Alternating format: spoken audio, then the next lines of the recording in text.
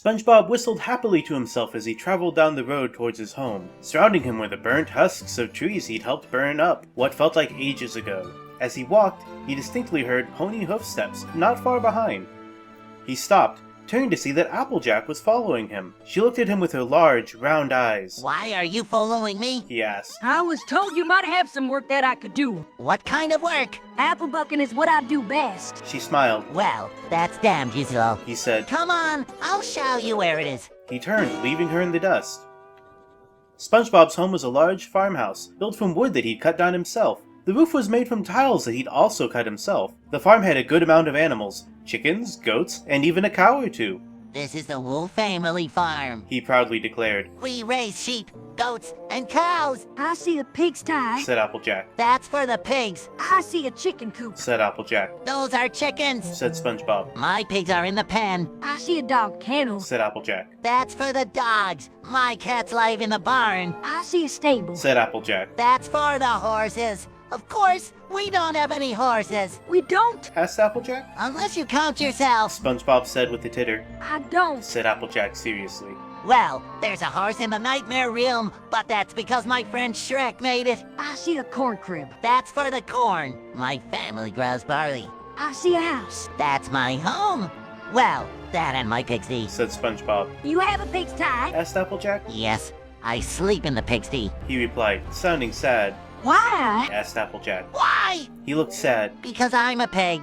A pig? Asked Applejack, taken aback.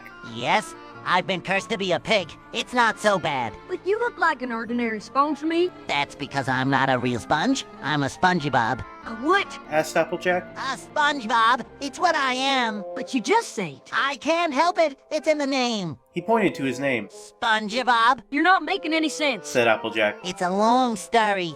Well, where do you sleep? In the pigsty, mine's close to the slats. I dreamed of a horse last night. You did. What did you see? I saw a horse, a great big horse. I ran and ran and ran. Then he caught me and killed me. That's terrible. Yes, What realm does the nightmare tyrant rule over? the nightmare realm.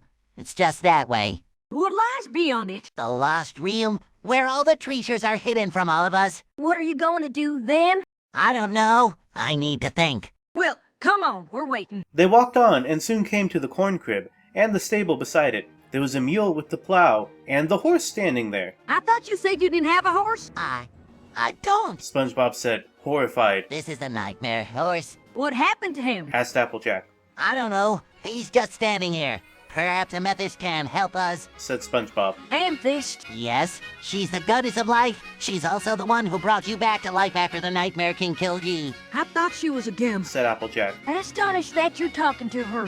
Jeez, that's what's so amazing. She's the only one who's ever been able to do that. Do what? Asked Applejack. Bring someone back from the dead. You and Shrek and all the others. I don't remember any Shrek. He was in your dream. He was the one who told you about the Nightmare Realm. He was a nightmare tyrant, just like the Nightmare King. Why would you want to kill me? Because I can't stand the Nightmare Tyrant. He rules over the Nightmare Realm. And he's killed my people and taken their treasures. You're just a little sponge. Said Applejack. I'm not little. I'm grown up. I've been through more than you can imagine. He said, narrowing his eyes. Now, I'm going to plow this field because I don't have time to play your games. With that, he rode the nightmare horse into the sunset, and the nightmare realm faded away. What? We did it? Didn't we? Asked Shrek. Yes, Said SpongeBob. we did. I've always wondered what lay beyond the nightmare realm. No, you know. Said SpongeBob. I hope we're not too late. We're not. Something's coming. Said SpongeBob. I feel it. A portal opened, and Amethyst stepped through it. She had a sword in her hand, and her armor had been taken off, revealing a leather bodice that clung to her muscled frame. Her long white hair flowed freely down her back. She was without a helmet, and her eyes were closed. She looked like a warrior who had stepped out of a fairy tale. Well, what do you want? Said Amethyst. She sounded impatient. We need to go. Said Shrek. No, you need to go. Said Amethyst. I'm busy. But, Now? Said Amethyst. She gripped her sword, and it appeared to glow faintly blue. Immediately, the nightmare realm was gone, and Amethyst stood in the middle of a field, her eyes now open. What are you doing here? She asked. You shouldn't be here. I had to see it. Said Shrek. You're a traitor, Shrek. You're a traitor. Said Amethyst. I'm not. I'm your friend. Said Shrek. We were friends once, not anymore. You were a traitor. You killed my father. You killed him. Said Amethyst, raising her sword. No, I didn't. You're like him. Said Shrek. I'm not. Said Amethyst. Amethyst swung her sword, and Shrek leaped out of the way. The blade cut through the air, and Shrek tumbled off of the blade. He landed on the ground and rolled, coming to a stop right in front of Amethyst. He's telling the truth. Said Amethyst. You're not a traitor. I am. Shrek pointed at himself. I am. I don't believe you. Said Amethyst. She raised her sword, and it began to glow. You can't lead to Amethyst. Amethyst knows everything. Everything. Said Shrek. He pointed at Amethyst's glowing sword. Everything. Everything? Said Amethyst. She lowered her sword. The Nightmare King is being reborn. No, Spike killed him. Cried SpongeBob. It was me. You can't be the Nightmare Tyrant. I'm the Nightmare Tyrant. You can't be. You can't be. You're a good boy. Said Amethyst. The Nightmare King sat up. He opened his eyes, and they were filled with malice. Be slayers, The Nightmare King said. my hunters, you killed them all. I told you, I'm the Nightmare Tyrant. Said SpongeBob. I'm the Nightmare King. Said Shrek. No, you're not. Said Amethyst. You're a good friend, a kind soul. I don't want to kill you. I want to be the Nightmare Tyrant again. Amethyst, help me, Amethyst. Please. Said SpongeBob. Amethyst looked at her friend, and she saw the same sadness in his eyes, the same despair. It's too late for that. Said Amethyst. The beast has awoken.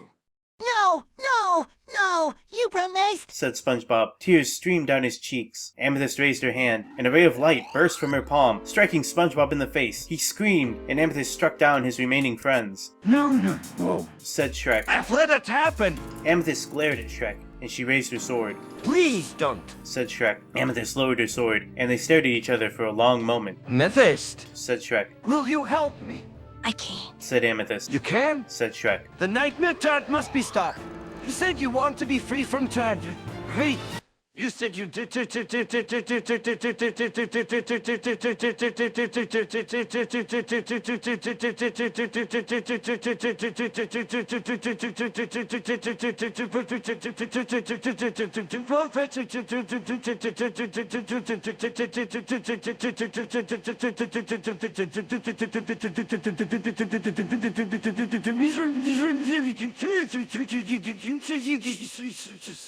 Yeah, Said Amethyst. but I can't kill you.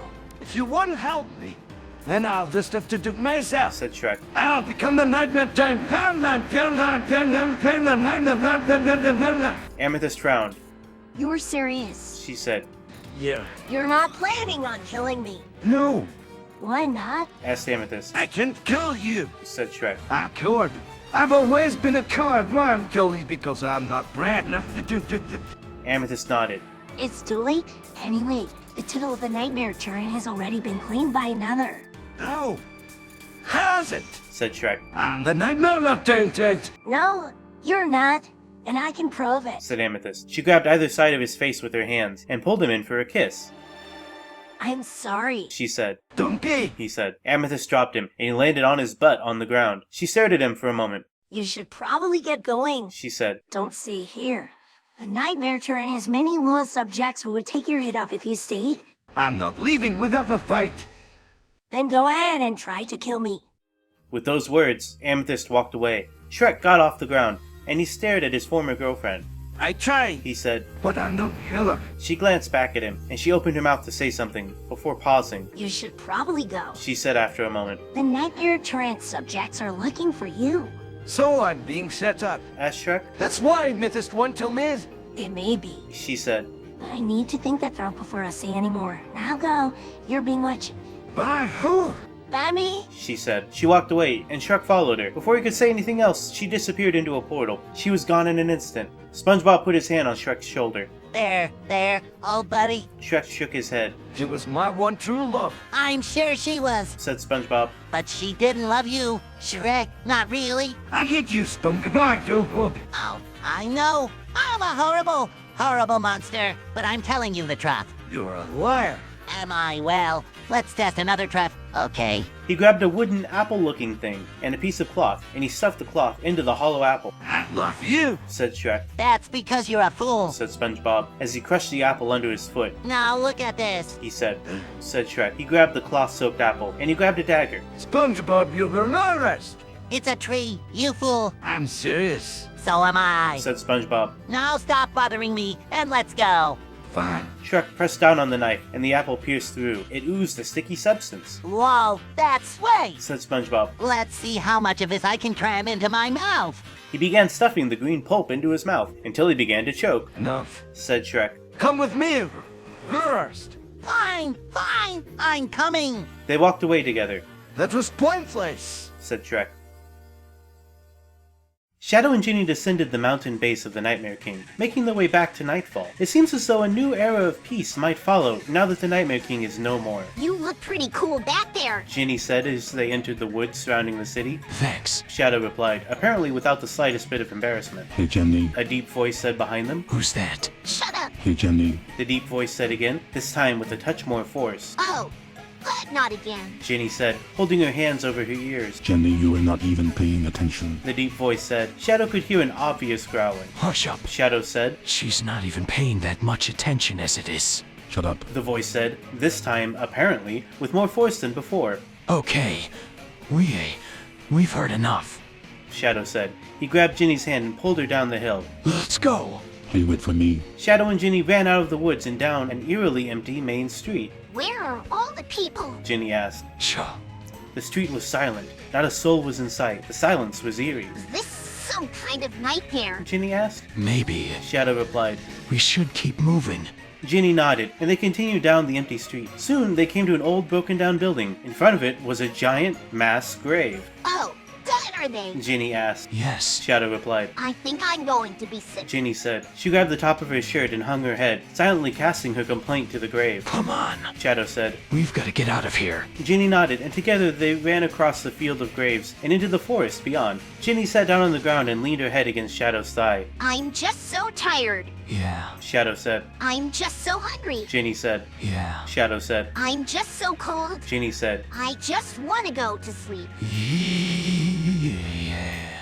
Shadow said. Ginny closed her eyes and fell fast asleep. Shadow gently pulled her into his arms and she lay still, wrapped in his cape and hood. Shadows and Ginny lay wrapped in their cloaks. The sun rose, and the birds chittered, and Shadows and Ginny slowly awakened. Where are we? Ginny asked. In the nightmare realm. Shadow replied. What do you mean? Just that. This is the nightmare realm. How can it be? Ginny said, sitting up and looking around. This is a beautiful realm. Beautiful nightmares, maybe. Shadow said. I don't know how else to explain it. No, how else?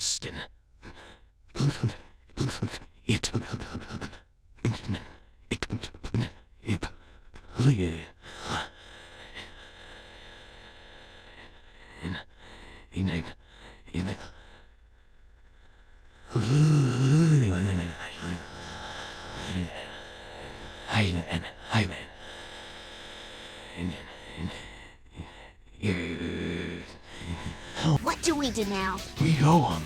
Where's home? The nightmare realm. Oh, Ginny said. It was another one of those awkward silences, and Shadow knew that Ginny was about to throw up. The power of the nightmare realm is bleeding out. Shadow said, trying to calm her nerves. It's drawing in all the power of regular reality and twisting it into something darker. It's like a dark reflection of the real world. how can that be? Ginny asked. I don't know. Maybe the same way dreams are made. All the power here is being siphoned through the nightmare realm. I only know what I've read in books. So, it's true. This place really does exist. Ginny said. It exists enough to cause all this evil. I don't like this place. Ginny said. I don't like it either. Shadow said. Can we get home? Ginny asked. I don't know how. I've never heard of anything like this before. All the nightmare realm really is pure darkness. The nightmare realm is a place of nightmares. Oh, Ginny said. Look, we don't have to stay here. We can just go back the way we came. It's a long walk, but it's not like we're going to get lost. no, No. Shadow said. no. We can't go back. This is my nightmare. I'm not going to run away from it. Jenny! I'm not running away. If anything, I'm trying to wake up from this nightmare. I have to face my fears. I understand, but No, Ginny said firmly. fine. Shadow said. Shadow wrapped his arms around Ginny and led her deeper into the nightmare realm. Shadow and Ginny walked in silence. Ginny was clearly upset, and Shadow tried to console her. It'll be alright. He said. A howl echoed throughout the sky, louder than before. Shadow and Ginny looked up. A black and white creature with red lips was floating above them. Shadow. The monster said. Oblina, Shadow said. how can this be you? It can't. Oblina said. This is a nightmare diorial. Where you go when you dream you become the Nightmare King. Don't be foolish. Shadow said. I never took the oath. Oblina floated closer to Shadow and Ginny. She looked at Ginny and said, The Nightmare King's spirit is within you. It's why he's able to rule you. No, that's not true. Ginny said. Listen to me. Shadow said. You're Jenny. You're good. You're kind. You're strong.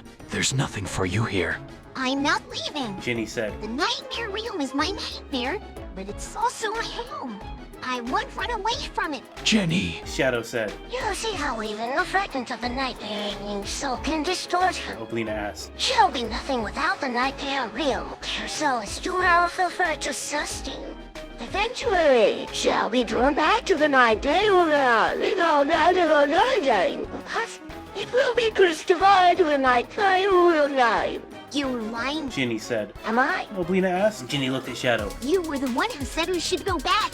You were going to leave with her. I was. Shadow said. You were. Ginny said. We need to go back. No. It's the only way. Shadow said. We can't go back, Kenny. We'll only end up like Dad. He went into the Nightmare Realm and never came out.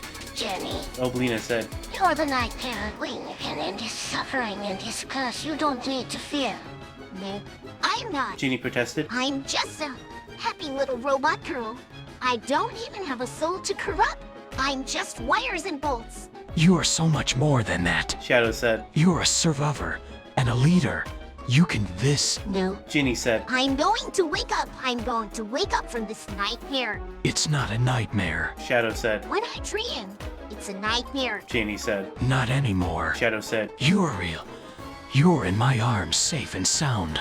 Ginny looked in Shadow's arms. You were just a dream. I'm not just a dream. Shadow said. I'm real. Jenny, I'm here. Ginny began to cry. I'm sorry. Oblina moved to Ginny and said. It's alright, dreams can be a little scary, that's all. Ginny stood up. I'm going to go back to my house.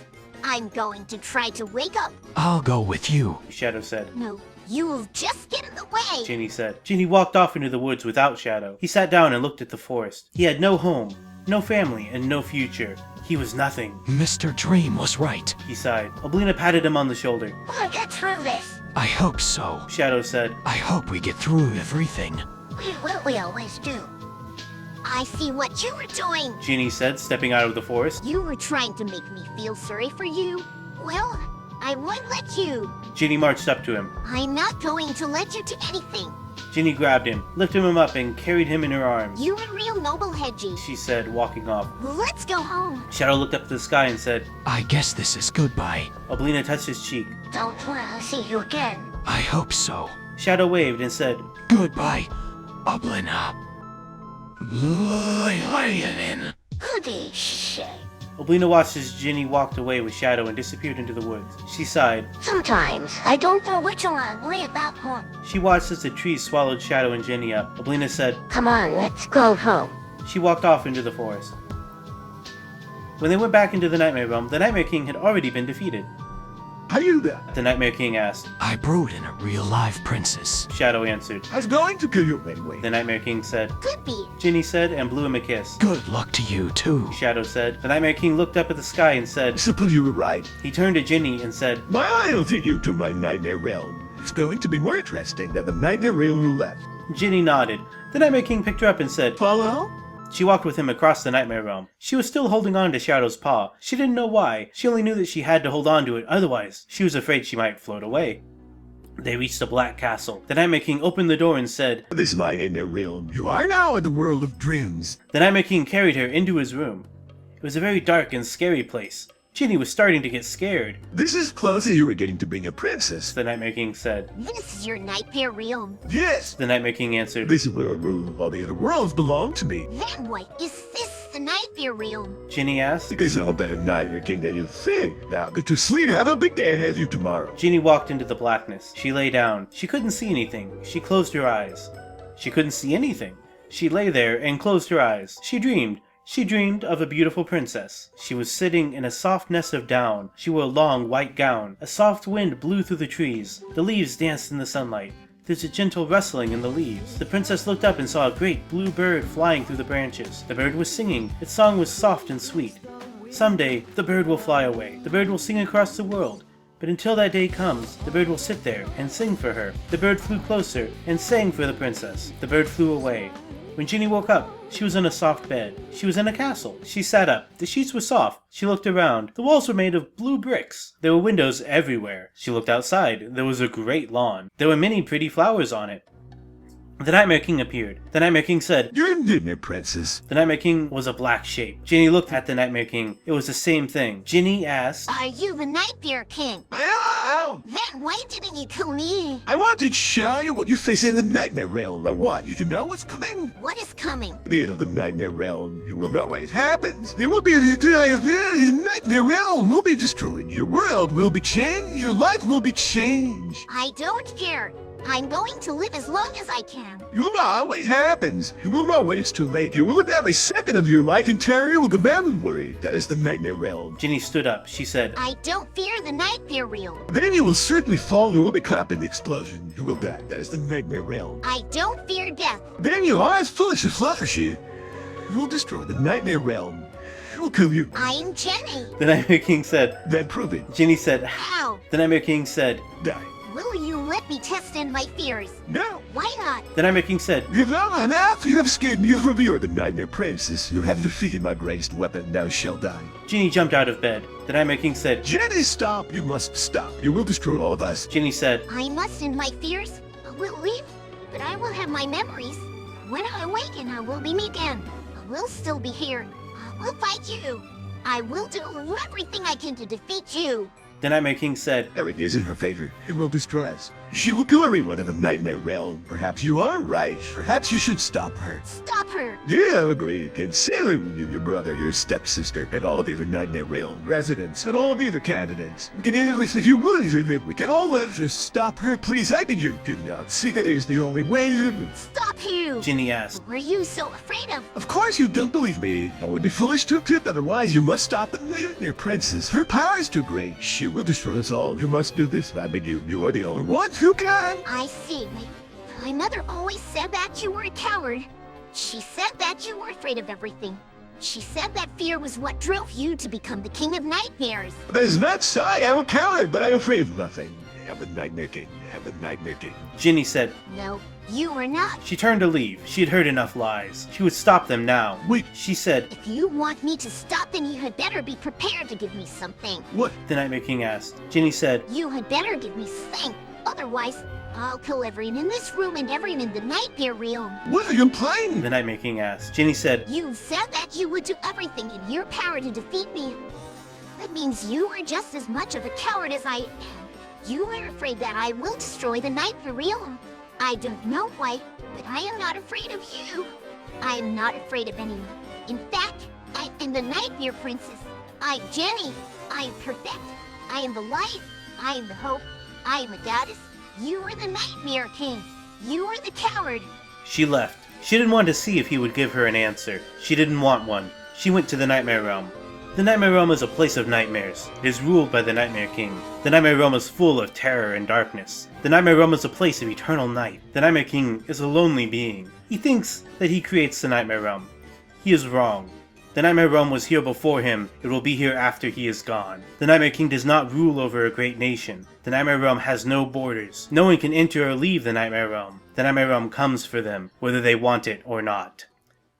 Mike caught up with Spike as he left the monastery the Nightmare King had ruled from. The little dragon seemed tired, dejected. That's a good dragon. Mike told him. Huh? Spike said, looking up at him. You're a good dragon. Oh, really? Well, I suppose I am. Spike said. You good eyeball. He snorted. You're a good stinky. You know, even if I don't like you, I have to admit you're a fascinating case. He sighed. I wish we had more time. I could have used more time. He trailed off. I suppose I'll just go back to my job. And with that, he slunk away. Where do you suppose he's going? Mike wondered before following after him. The dragon led Mike to a large hole in the ground, Here we are. said Spike. See you later. And with that, he disappeared down the hole, Well, that's sad. said Mike. I never did get a good look at him. You don't want to look too closely, you might go blind. a deep voice said. It's a long drop down to that darkness. I see nothing down there. Said Mike. How should I know what's down there? Down there is another world. A world of infinite possibilities. Down there is where good things live. Down there is where Gnaden, Said the voice. good things such as eyes to see, ears to hear, and a heart that beats. It trailed off. Come on, down with delay. The moment is upon us. And with that, the darkness swallowed Mike. Is that it? Mike whispered. Is this the end? Yes, it's the end. Said the voice. It's been a pleasure. No, hasn't. Mike said, and then he was gone. When Mike woke up, the first thing he saw was a bright light. He squinted, and once his eye adjusted, he saw a beautiful blue sky. There were white, fluffy clouds in the sky, and bright sunlight was beaming down onto the earth. Mike closed his eye, and when he opened it, he found himself in the middle of a meadow. There was a tall wooden fence surrounding the perimeter, but it was broken down in places. So you follow me? Spike said, standing on the other side of the fence. What is this place? Where are we? Mike asked. This is the Underverse. The name itself is a bit of a misnomer. We're actually under the world. Under the world? Mike said, confused. Yes! The world as we know it is the Oververse. The Oververse was once the world as we know it. Was a beautiful place. Green meadows, gentle waters, and sparkling skies. Then the Nightmare King corrupted it, twisting the world into something else. It all began in Nightfall. I don't understand any of this. Mike said. You wanted to know more about me. This is where I come from, and this is why I don't have a heart. A world without a hair. Exactly. But I had to return here to find the King of the Under. Why? To save the Underverse. And with those words, Spike disappeared. Mike stood alone in the meadow, wondering if he should follow. Where to now? He asked himself. I guess I should explore this world. And with that, Mike walked out into the meadow. The sun was high in the sky. Mike walked into the underfield, and it was as if all the flowers in the world opened up to him. There were countless daisies, buttercups, and violets. Butterflies and bees buzzed and fluttered among the flowers, pollinating them. Oh, this is lovely. Cried a little voice. And looking down, Mike saw a girl with leaves in her hair playing at the bottom of the hill. Oh, where are you going? She asked. I've come to see the Nightmare King. Oh, but the Nightmare King drove me out of his Oververse. The girl looked sad. I know. I'm sorry, little one. Why? I don't know. He just doesn't seem very nice. Perhaps I was lucky to get out of his realm. Oh, perhaps you were right. Said the girl as she picked a daisy and began to pluck the petals one by one. I'll show you his throne room. And with that, she began to skip up the hill. Wait. Mike said, walking after her. What do you mean? Huh? It's very simple. Said the girl as she reached the top of the hill. The Nightmare King rules an Oververse, and each Oververse is ruled by a Nightmare King. The one you escaped is called the Nightmare Realm. There are many other names for it. It must come in our Nightmare Realm and Dark Dominion. It's mostly a matter of preference. And the one you're in right now? Asked Mike. The Underverse. It's the Nora Realm. This is where I live. Where all of the nice flowers and sweet butterflies live. And the one up top? Nightmare Realm, at least. It's as good as a Nightmare Realm now, since it's being consumed so quickly. Consumed by what? By the Nightmare Turret. Is he the only one who can rule here? No. His place is ruled by the King of the Under. The King of the Under? Said Mike. Yes, you must come to see him. And with that, she skipped down the hill and away. Oh, in here. She stopped and turned. She held out a daisy. For you. Mike took the flower, and it was like opening up the petals to a blue sky. He smiled and closed his eye, inhaling the sweet scent. Thank you. And Mike trotted after the girl, and she led him to a giant oak tree. Now you may enter. The girl's words proved true. A huge wooden door creaked open, and Mike trotted in. He was in a throne room. Spike was there, talking to a king on a throne. The king was a big, burly man. Spike looked up at Mike and said, Oh, it's you. I was getting so bored. What did you do to deserve this? asked the king. I killed the Nightmare King. Spike said, He was a great and powerful king, said the king. but a monster. He'll be back, though there are always more nightmares. What happens to the Underverse?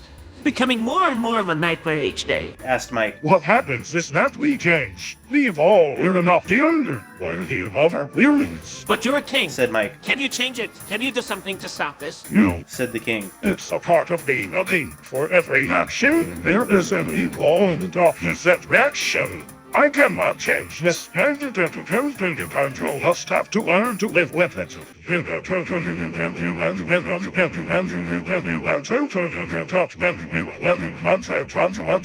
I see. Said Mike. You still haven't told me why we're here. You're here because you are here. Said the king. You killed the Nightmare King. That's not a very good reason. Said Mike. No, it's not. The king stood up. Come on. I kick him through to the dungeon. He'll have a piece that's undone. And the king skipped out of the room, followed by his entourage. Mike and Spike went into the dungeon, the king of the under trailing behind.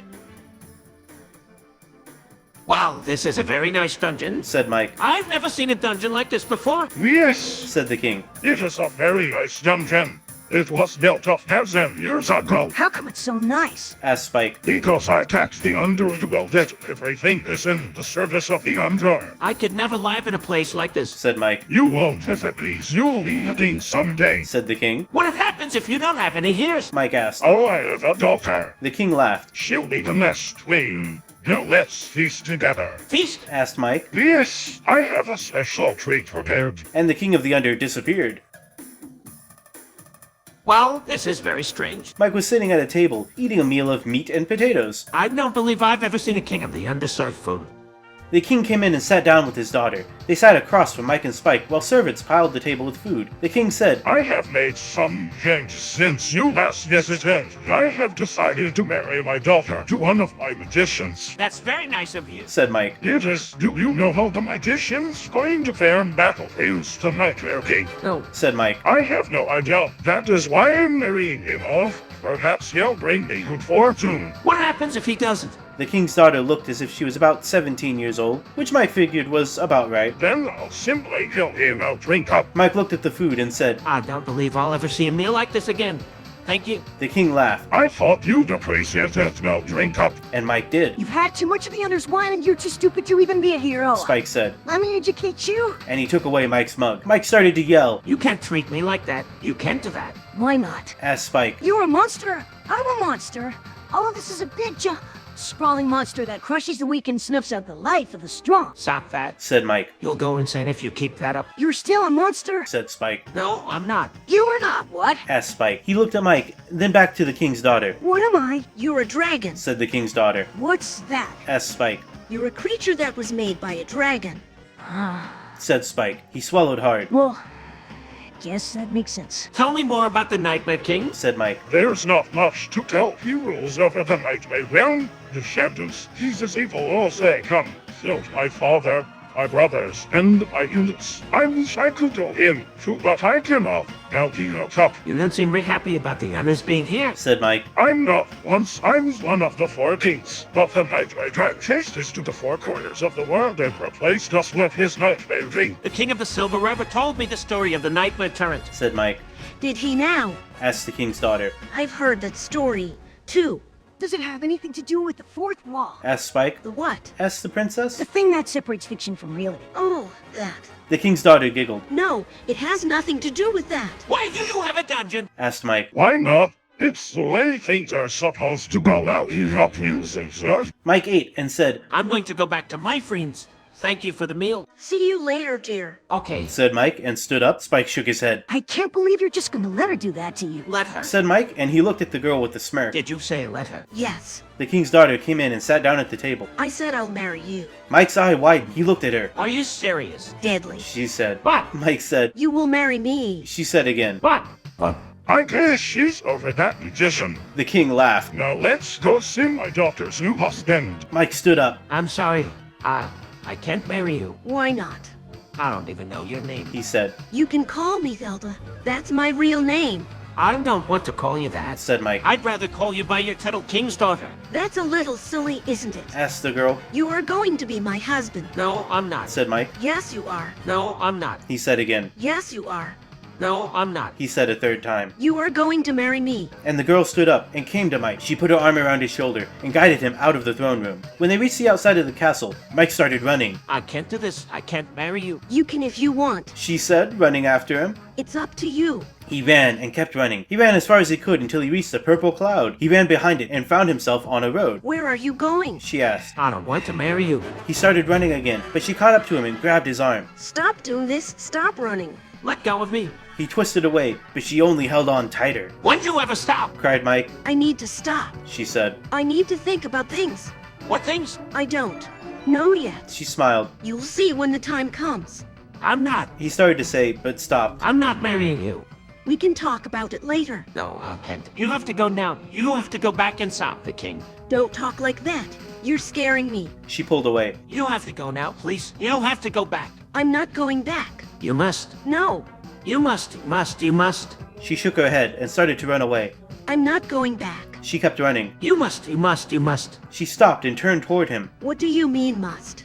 You must go back. Why? She crossed her arms and started to frown. You won't come back. She shook her head. I don't come back. and you forget all about it, so forget that, too. No, you must go back. You have to, or else. He didn't finish the sentence. Or else what? Or else the world. He finished. She stopped and tilted her head. The world? You're scaring me again. No, I'm not. I'm trying to be serious. That's not how it works, Mike. You're scaring me. I'm not. Yes, you are. You're doing it right now. You're scaring me.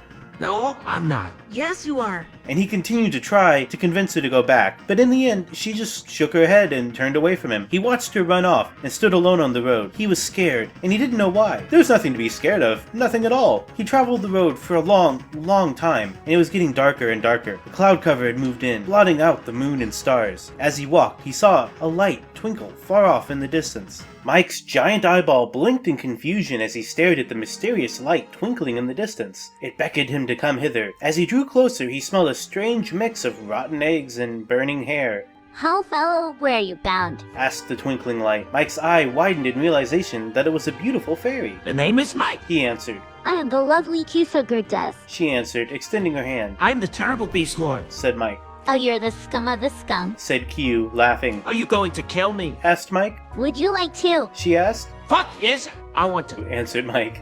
Then I guess you're not so tough. She said, smiling. How about a fair fight? Said Mike, leveling his shotgun. I don't think you could take me in a fair fight. She said, raising her hands. I think I could. Well then, fear's over. You lose. How? Mike felt a stinging sensation on his forehead where Kyu had slapped him. Wow, that slap felt good. But then again, your kind usually does. He said. Well, I guess you're tough. Said Kyu, smacking Mike on the forehead again. Fuck you. How you know fighting? I thought we were friends. Said Kyu, throwing up her hands. Yeah, well, I changed my mind. Will you do that? You'll really regret it. Oh, I already do. Kyu's beautiful green eyes widened as she realized how serious he was. You do you. She said. Yeah, I do. Kyu nodded slowly, thinking about how to fix this. If you want to survive, you better do as I say. Otherwise, you're dead. She said. Dead. Said Mike, confused. You're going to die. No, I'm not. Yes, you are. Fuck you. Said Mike, aiming his shotgun at Kyu's head. Well then, what are you waiting for? She asked. I'm going to blow your brains out. She held up her hands. Hey, maybe I can make it so you're just tripping and falling down the stairs. You do that for me. Asked Mike, not sure if he should be flattered. Well, I don't want to, but you forced me to. Do you want to die or not? Yes. Answered Mike, wondering what would happen next. Alright then, here's what I will do if you get one chance to save yourself. I want you to run away as fast as you can. Don't look back for the rest of your life. Got it? Yeah. Answered Mike, wondering if he would really kill Kyu. Good, off you go. Don't fall flat on your face or anything. Be careful, Q. Said Mike, running off into the darkness. Don't die on me, Mike. She called after him. I want. You're beautiful and terrible goddess, Q. I'll be seeing you soon. Fuck you, Mike. She said, shaking her head. If you do, it'll be on my hands. I curse the day I met you, fuck. I should have known better. You're a terrible person, Mike. Fuck you, Q. Said Mike, running further into the darkness. You should really stay away from people like me. I'll be watching you. If you do, it'll be on my hands. If you make it out of here, I'll be waiting for you. If you don't make it out of here, I'll haunt your dreams until the end of time. Got it? Yeah, I got it. Fuck, I hope you make it out of here. Mike, I really do. So are you? Kyu nodded, watching Mike run into the darkness. He's a strange one, but he's a good fighter. She said, turning her head towards the darkness. I mean, he's a badass, but he's not invincible. I don't think he'll be, but we'll see. If he survives, he'll most likely kill me. I'm more worried about him killing me. Said Kyu, shaking her head. Or would he do that? Asked Princess Zelda. You're a beautiful goddess, aren't you? He said as much. He said that to get me to follow him. Well, I suppose, but I still don't see why. Fuck you and fuck me, that's why. Said Kyu, throwing her hands up in the air. Well, how does that solve anything? I'm tired of being treated like a fool. I'm going to shout them all. Well, all but one. That was the fucking baby. Baby, I'm not a baby, I'm a warrior. Said Princess Zelda, putting a hand on her sword. Yeah, I'm a whore. Said Kyu, looking her up and down. I don't think baby would be a very good description of you. Said Princess Zelda. Good observation.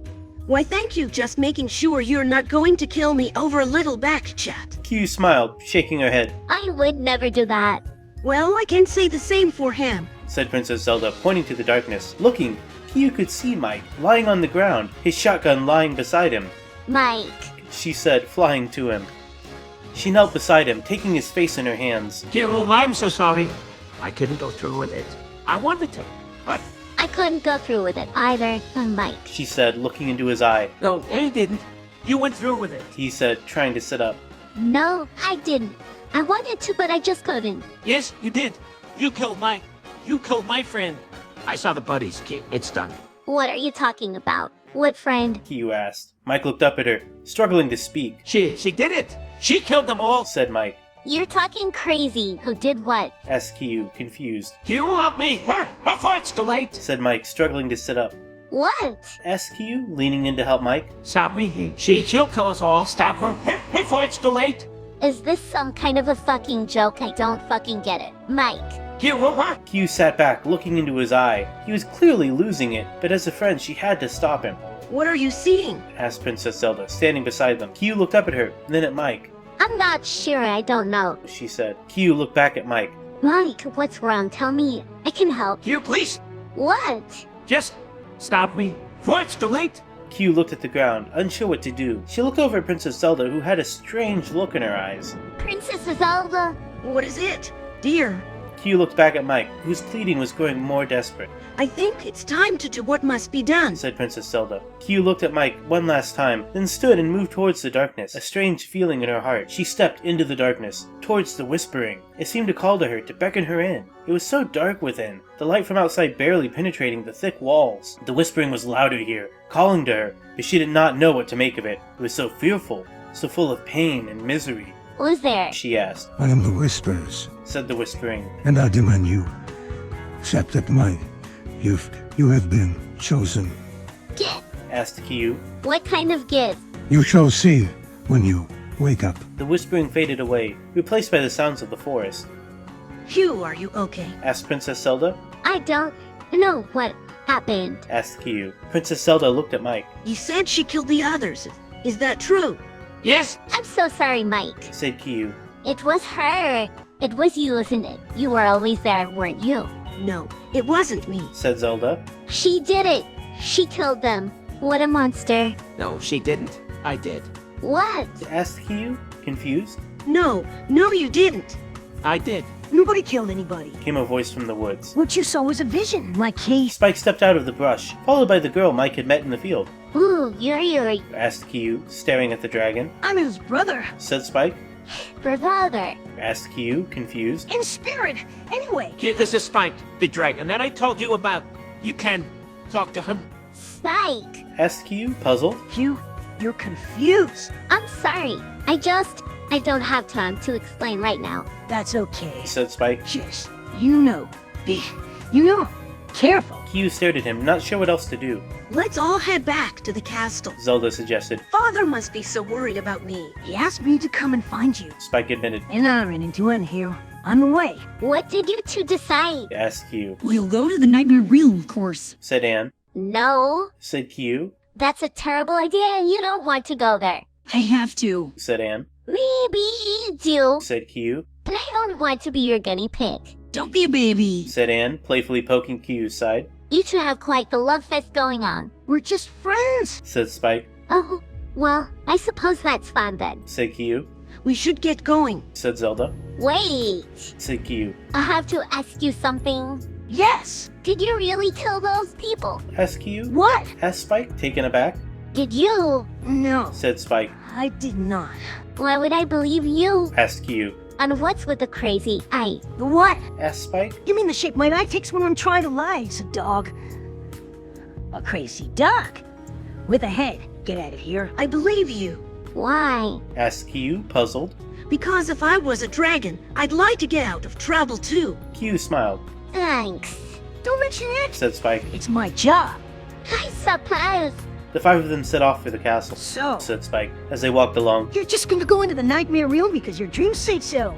Huh? Yes, Said Anne. I've decided I'm ready. What if it's a trap? Asked Spike. What if the nightmare realm is as dangerous as the regular world? Oh no? The nightmare realm is a terrible place. Zelda said, shivering. The nightmare tyrant has made sure of it. Tyrant, there's more than one. Asked Spike. There is only one nightmare tyrant, Said Zelda. and he rules over the nightmare realm. Well, then let's go kill him. And make the place safe for dreamers. Said Spike. Okay, this is stupid. No, wait. said Q. If we're going to go to the Nightmare Realm, let's go to the old man. He can reason with the Nightmare Tyrant. No, I want to go with the dragons. Said Anne. No, I want to go with Kiyu. Said Mike. Fine, go with the knife. Said Spike. We'll all go together. Said Zelda. So they decided to all go together. Spike wanted to see for himself if the Nightmare King was really dead, and what the deal was with this so-called tyrant. Kiyu figured she was probably supposed to kill the Nightmare Tyrant, and Anne had to see if she could follow her dream to the end. Stephanie and Lisa entered the woods, hoping to find the campfire where Lisa had met Shaggy and Bender. They had encountered an old woman on the way who told them of the many dangers in the woods, but that they would encounter the most trouble if they went to the campfire. They traveled through the woods, but did not encounter the old woman again. They came upon the carcass of a deer, freshly killed, and a very large wolf. Nearby was a stream choked with vines and moss. The girls sat down on a nearby rock and began to drink. A shadow darted over them from above, and there was a rustling of leaves and grass. A green-skinned woman with silver hair stood over them. Her eyes were glowing red, and she had a long tongue. Who's there? Asked Lisa. She drew her sword. Nobody. Said the woman. Just a friendly visitor. Lisa sheathed her sword. Do you wish for assistance? Said the woman. Or should I kill you? Stephanie looked at the woman and her eyes widened. That's the veteran. You know her. Asked Lisa. I know her. Said Stephanie. What did you call me? The woman asked, her eyes narrowing. The lady. I only meant that you were shaped like a vet. Said Stephanie. The woman smiled. You are a poor child. She said. I can sense it. Perhaps you would like to come live with me and be my assistant. Lisa looked at Stephanie. Stephanie's eyes were wide. Do we have a choice? Asked Lisa. Not really. Said Stephanie. Oh. Said Lisa. Very well. I suppose it would be silly to kill you. Why? Asked Lisa. Well, you are obviously a bold, brave and quick child. I could use someone like you. What will become of me? Asked Stephanie. You will live with me and be my assistant. Said the woman. You'll be able to travel with me, and I even adopt you. I know that. Said Stephanie. I am a purpose in my library. I have education and knowledge, right? You are a bold peasant, and those are qualities I have. Said the woman. She walked toward Lisa and Stephanie and began to examine them. I see the blood of royalty in you. She said. And the blood of a warrior in you as well. Thank you. Said Lisa. You are very lucky to have such fine assistants. Said the woman, turning her attention to Stephanie. Stephanie smiled. Lisa was still unsure. Is there any way I can make you change your mind? Asked Lisa. No. Said the woman. There must be something. Said Lisa. Nothing. Said the woman. Lisa looked to Stephanie. Stephanie shrugged. Lisa looked to the witch. We are in your debt. She said. For your kindness, if you would only tell us how to get back to the world of humans, we would be eternally grateful. But I cannot do. Said the woman. Only the King of the Silver River can do that. If he will not hear you, he will not see Bart again. Lisa was crestfallen, and Stephanie was upset. It seemed there was no way back to the world of humans. I wish we could save you. Said Stephanie. You may. Said the woman. Lisa looked at the witch again. But only if you wish it, too. She said. I would be a full past you. Said Stephanie. But what about my family? Asked Lisa. I have to get back to them. They will not be in danger while you are with me. Said the witch. And I will do everything in my power to get you back home. Lisa looked back at the campfire. The light gave her a magical feeling. She was about to go to the campfire when she saw something glittering in the light. She reached into her pocket and pulled out a golden egg. What's this? Asked the witch. Lisa looked at Stephanie, who shrugged. I have no idea. Said Lisa. I found it in the grass. Well, you may keep it. Said the witch. Lisa stared at the golden egg in surprise. Keep it. Said Lisa. It's a king's. Keep it anyway. Lisa walked over to the campfire and sat down. Stephanie followed her. What are you going to do? Are you? Asked Stephanie. I'm not sure. Answered Lisa. I need to think. You may stay here tonight. Said the witch. Here. Asked Lisa. Yes. Said the witch. You may stay with me. The King of the Silver River must not be allowed to escape. If he reaches the Nightmare Realm, it will be the end of all of us. Lisa looked at Stephanie. Stephanie sighed and nodded. We'll stay. Said Stephanie. Good. Said the witch. The witch gave Lisa a tin cup of water and said, You may wash away the filth of the world and wash yourself clean if you wish. Lisa smiled and began washing her face in the cup with a few drops of the water. When she was done, she looked up at the witch. Now, where may I find the King of the Silver River? She asked. The King of the Silver River resides in a tower in the Lost Realm. Said the witch. I know. Said Lisa. But where is the Lost Realm? The witch looked at Lisa. Lost Realm? She said. It is the farthest realm from here. Why do you ask? Lisa smiled. She knew where the Lost Realm was. It was the one place that Shaggy had said she could go. The one place that might let her bring her brother back from the dead. Thank you, witch. Said Lisa. I have a favor to ask you. Ask away. Said the witch. If I may, could you take care of this girl for me? Asked Lisa. She is a child of the light and a guest of mine. Said the witch. Of course I will. The witch smiled, stretched her arms, and walked off into the woods. Lisa followed the witch. When they were out of earshot of Stephanie, Lisa said, I need to talk to you about my brother. What's wrong with him? asked the witch, stopping. I don't know, Said Lisa. I need to talk to you in private. The witch nodded and said, I will wait for you in my tent. Do not be long. The witch walked away into the woods, while Lisa followed. When they were alone, Lisa said, Now tell me about Bart. The witch smiled and said, Bart is a strange one. Never known him to be particularly bright. He's very good with animals, though. When your family was captured, he made a deal with the Nightmare King so that he could protect you. Lisa nodded. The Nightmare King made him a girl, which gave him the strength to keep you safe, but also made him crave flesh and blood. Lisa nodded and said, Those aren't supposed to have families. The Nightmare King is greedy, cruel, and doesn't respect his own rules. Said the witch. Bart's as good as dead. I'm sorry about that. You're free to leave whenever you like. But I ask you to stay. Bart needs you. The witch told her 2 names that she would need to know to rescue Bart. Lisa looked at the witch and said, I have to go. Do you now? Said the witch. Very well. Lie wiser. May the light bless you, and may you return with Bart. Thanks and goodbye, Witch of the Woods. Lisa said, leaving the tent. Lisa walked in the direction the Witch of the Woods had gone. She wanted to leave and go find her brother. That was the only thing that mattered. She walked in the woods and kept going. Stephanie would be safe in the witch's care. She was sure of that. Bart would be saved. That was all that mattered. After a long while, there was a light in the distance. Lisa followed it. When she reached the source, she saw a campfire.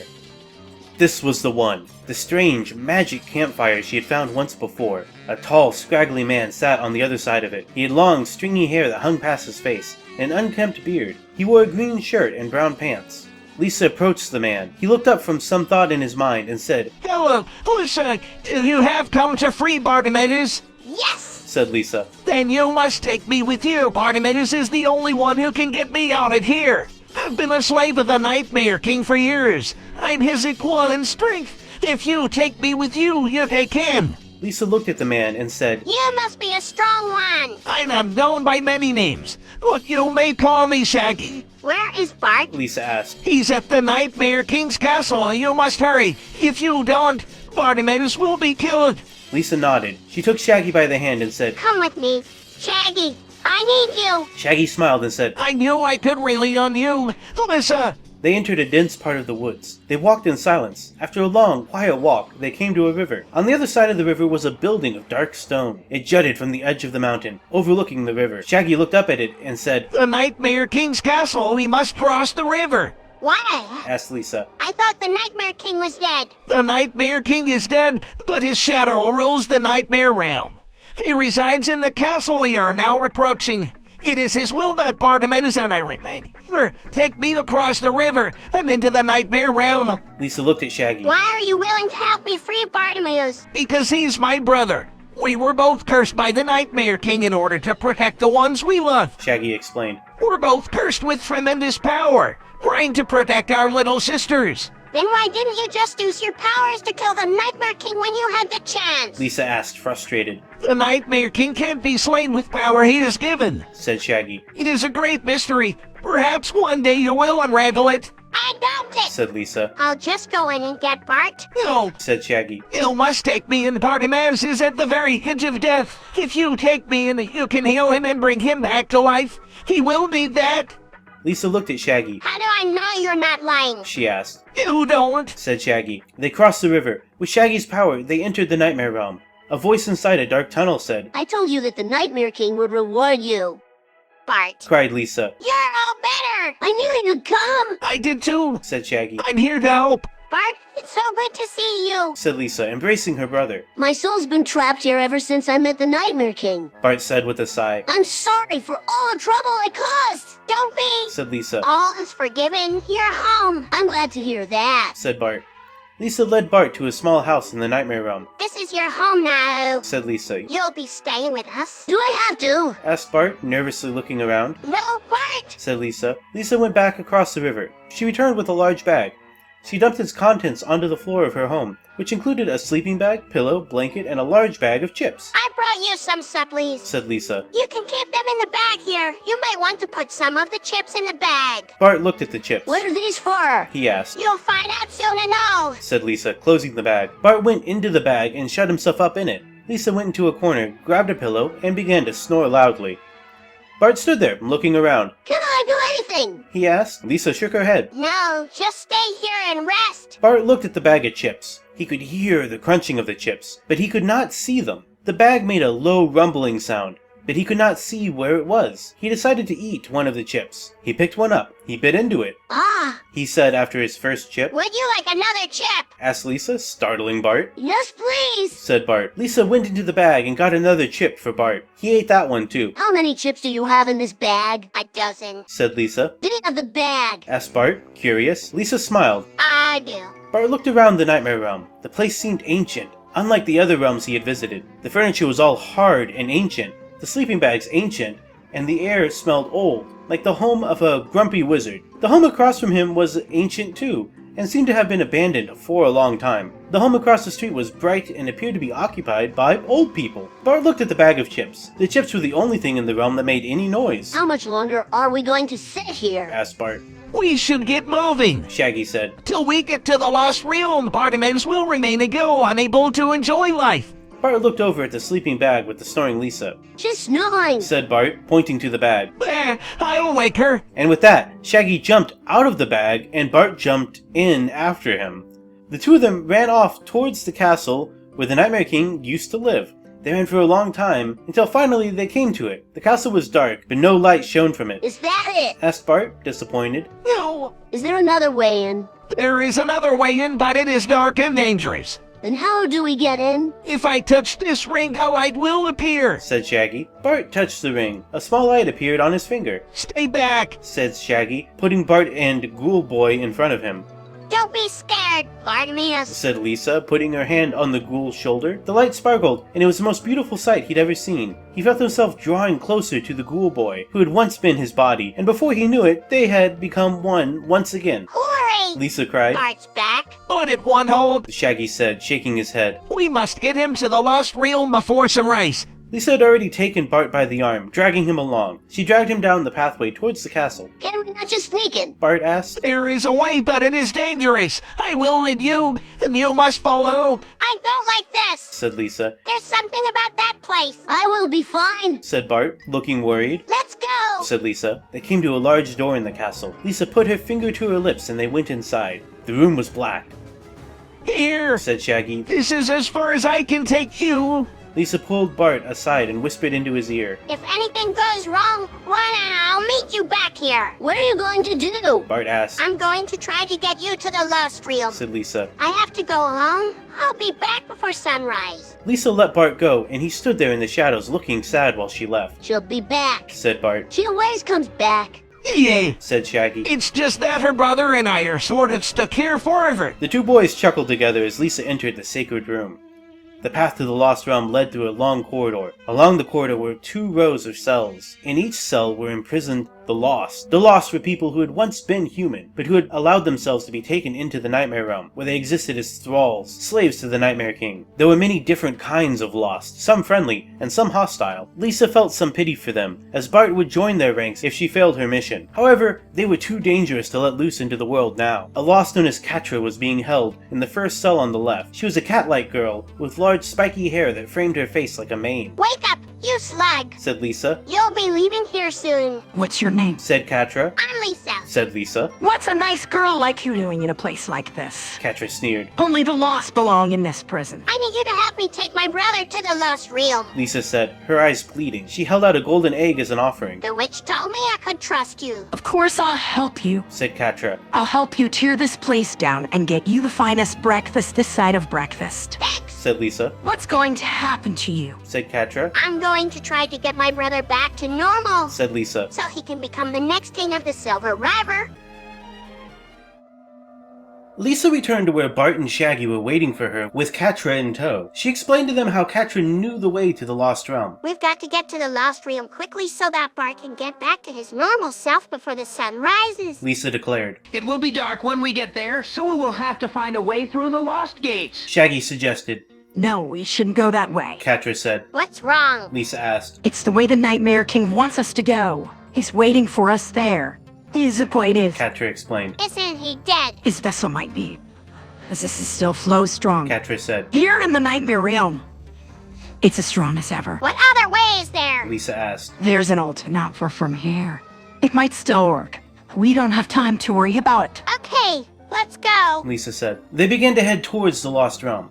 They walked through the dead forest, their boots trudging through the snow. Suddenly, Bart jumped a little higher than usual, his ears perking up. He looked around, nose scented the air. I smell smoke. He said. It's probably nothing. Shaggy said. You've been smelling dead things all day. It's this ghoulish nose of mine. Bart lamented. It seeks out the dead, but this is man-made smoke. Lisa sniffed the air, smelling nothing. It's smoke. Let's go. They broke into a run, hurrying through the forest as fast as they could. Finally, they came to a burnt-out cottage. The thatched roof was smoldering, the blackened walls revealing a row of cages with bars bent and broken. The remains of a ghoul woman hung from the ceiling, a bag of organs and a jar of pickled eyeballs beside her. Bart stopped short and covered his nose in disgust. What is it? Lisa asked. Bart pointed to the cages. We need to free them. He said. Lisa nodded, stroking her chin thoughtfully. If we free them and we have to keep them, that's a hard choice. Bart said softly. Lisa looked at the cages once more, then walked over to the ghoul woman. She touched the woman's long white hair, then smelled it. She's alive. She said. Then we have to save her. Bart said. Lisa nodded. I was thinking the same thing. Should we do it now, while there's still time, or wait until night? We don't have time to waste. Catra said. We need to get to the Lost Realm quickly. Yeah! Lisa nodded. Let's free these poor souls. Lisa took a deep breath, then opened the first cage with the bag of organs inside. Bart screamed. The woman inside screamed too. Lisa held her hand over her mouth, trying not to be sick. She put her hand on the woman's shoulder, speaking softly. It's alright. It'll be alright. In a moment, you'll be free. The woman wrapped her arms around Lisa, hugging her. Lisa patted the woman's back, then whispered to her. You're a survivor. Keep your strength up. At last, Lisa opened the last cage door, freeing the ghoul from her iron cage. The ghoul held her hands out, staring at them. Her organs returned to her, and she breathed as if she were alive. Thank you. The woman said, staring at Lisa. Lisa nodded. It's alright. Let's get you out of here. Lisa stepped around to the other side of the cage, and reached to unbuckle the iron clips that held the bars in place. I can help with that. Bart said. Lisa looked up, surprised. It would be a honor to have your help. They freed the woman and brought her outside. We've wasted too much time. Catra said. Is this old woman coming with us? Of course not. Lisa shook her head. I'm afraid she's still too weakened from her time in the Nightmare Realm. In fact, I'm not sure she'll even be able to walk. I'm fine. The woman said. Just give me a minute. Lisa and Bart brought the woman to the edge of the water. Can you walk across? Lisa asked. I think so. The woman said. Lisa took the woman by the arm and began walking across the bridge, holding hands. The woman walked across the bridge, staring ahead. What is your name? Lisa asked. And where do you live? My name is Ida. The woman replied. I live in the Lost Realm. The Lost Realm. I was the assistant of the King of the Silver River. She said. But when I opposed the Nightmare King, he removed my innards and trapped me in this place. That's awful. Bart said. We're going to the Lost Realm. Lisa said, thoughtfully stroking her chin. Perhaps you could come with us. You already have a guide. Catra pointed out. This hag will just slow us down. She's not a hag. Bart said, defensively. She's a water walker. That's just a fancy name for Gaul. Catra said. Not necessarily. They saw a tower on the horizon. Catra pointed to it. There's the tower. She said. They began to run towards it. Wait. Ida said. I must ask. We're going there. To cure Bart. Lisa explained. He was turned to a ghoul by the Nightmare King. If you go to the tower, you may be trapped like me. Ida pointed out. Is it worth the risk? Perhaps. They continued running. They ran up the hill towards the tower. This is it. Bart said. Are you sure? Lisa asked, looking at the tower. The tower was a silver color and sat on a hill. This is it. Bart asked, confused. Yes. What is it? It's a tower. I know that much. Bart said, irritated. But what is it? Catra sighed and looked at the tower. It's a magical tower of Artemis. She said. You need to concentrate. Fine. Bart said. I remember this tower. Ida said, placing a hand on the smooth silver stone. Concentrate, and it can take you to the Lost Realm. I don't need to go there. Bart said. You do. Lisa said. If you don't go, you will die. You're just trying to get rid of me. No, I'm trying to save you. I don't want to be saved by the likes of you. The ghoulishness is poisoning his mind. Shaggy said. Bart glared at him. Do you see any other ghosts? Ida asked, hoping to change the subject.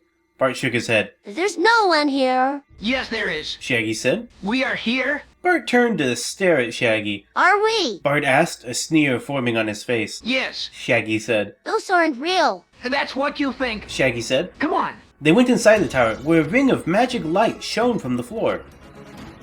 This is the Ring of Solomon. Ida said. You used to keep it on his finger, but it can take you to him. They stood in the ring, everyone holding hands except for Bart. What do we do? Lisa asked. I don't know. Ida said. This ring is part of Solomon's magic. It will transport us where we need to go. Yes. Catcher explained. I don't see anything. Bart said. Head up and make the wish. Shaggy said. I wish we were at the bottom of the ocean. Bart said. The tower began to fill with water. Lisa yelped as fish swam around them, the water going up past their ankles. They remained at the bottom of the ocean for several minutes before the water level went down, revealing the tower's roof. There we go. Lisa said. Bart huffed as the tower trembled. The night sky shifted as they slipped between cracks in reality. They walked over a long, bumpy dirt path. Lisa held her arms out to balance. Watch your step. Ida said. Is this really the last realm? Lisa asked. It's been so long, I can hardly remember. Ida said. They walked for a long time before the path ended. They reached a wall where large, heavy gates were set in the wall. The gates were closed. We're trapped. Bart said. Not necessarily. Lisa said. She went over to the gates and began to talk to the person on the other side of the gate. Hello, my name is Lisa. We are here to see the King of the Silver River. Hello, my name is Marzipan. It's nice to meet you. Is Solomon here? Lisa asked. The king doesn't go by that name anymore. Marzipan said. He doesn't. Lisa asked. No. In fact, the whole realm of Solomon has been destroyed. Destroyed. Lisa asked, taken aback. That's why it's lost. Catcher explained. The Nightmare King was the only one who could end the king's rule, which was destroying the realm of the lost. What does that mean? Marzipan asked. It means I have no idea. Lisa said. What do we do now? Bart asked. Now. Lisa said. Now we kick us. I mean, after we kick us. Bart said. We can't just leave you here to die. Ida said. I'll be fine. Bart said. No. Lisa said. You are not going to die. We are not leaving you here to die. Why not? Bart asked. Because that's just. Lisa began to say before another voice cut in. Hello. Yes, I'm here. Lisa said. Are you the one who's looking for the King of the Silver River? Yes. Lisa said. Oh, cool. He's very lonely. You should come and see him. Lisa and the ghouls looked at each other in confusion. Who are you? Ida asked. I am the King of the Silver River. There is no King of the Silver River. Lisa said. I used to be. The voice said. Lisa turned around to see a man standing behind her. He was soft and fluffy, like a cloud. He was wearing a long red robe. He looked at the ghouls. I see two of the fullest creatures in my realm. He said. And you dare to call yourself king? We were just leaving. Lisa said. If you want to come with me, I can provide you with a nice home, and food, and lovely clothes. I can even arrange for you to have a pretty wife. What's your name? Ida asked the man. I lost mine. What's your name? He asked Lisa. I'm Lisa. She said. Are you really the King of the Silver River? Do you wish to come with me? Yes. Lisa said. Very well. The man said. Follow me. Where are we going? Bart asked. Wherever you wish, follow me and do not attempt to make conversation. For each one of you, I will provide a handsome suit of clothes. Even you, Bartimaeus, shall look presentable. The Silver River King led them into a large room filled with shelves and clothing. He began pulling books off the shelves and spreading the clothing out on the tables. Here, He said, handing Lisa a suit of nice, fine clothing. It was all silver and gold, with a purple velvet lining. The man looked at the clothing. you may find these a bit tight, He said. but that will soon pass. Bart put the clothing on and tried looking in the mirror. I see you like to flaunt your body. The man said. I have a complete set of plate armor in the next room. If you wish, you may put that on as well. Oh, I don't think there is any need for that. Lisa said. Thank you very much. You are quite welcome. He said. Now please examine yourself and see if the clothing fits. Lisa walked into the next room. She paused to look at the suits of armor. They were laid out on tables covered with a purple cloth. All of them were golden and silver with purple velvet linings. They each had a different emblem on the breastplate. Lisa picked up one suit and examined it. That's the junk suit of armor. The Silver River King said. And that's Solomon's. Bart said. And this is David's. Ida said. You knew David. The king asked. And Solomon. Ida answered. But I guess you are the king now. Not for much longer. The man said. But come, let me show you something. The king led them to a table in the corner of the room. On it were several items. Lisa saw a dagger and a book. The man took the dagger and turned it in his hands. Do you like it? He asked, showing Lisa the hilt. It's a dagger. Yes, but do you like it? Lisa frowned. I don't know anything about knives. She said. That's the point. The man said. If you can find out how to use it, it's magical. I cannot. Lisa said. Please. No. Nonsense. Nobody can resist the power of a dagger. The man opened the book and read from it. The dagger must be used for good, not evil. That's not very helpful. Lisa said. Can you just give it to me so I can use it for good, too? No, The man said. Why not? because that would take the power of the dagger from the book and give it to you. And I cannot give that to you. Lisa opened her mouth to complain, but the man held up a hand to silence her. The dagger will only work for good with the power of God in mind. He said. Any other use, and it will be taken and the power removed from the dagger and given to another. That will be evil.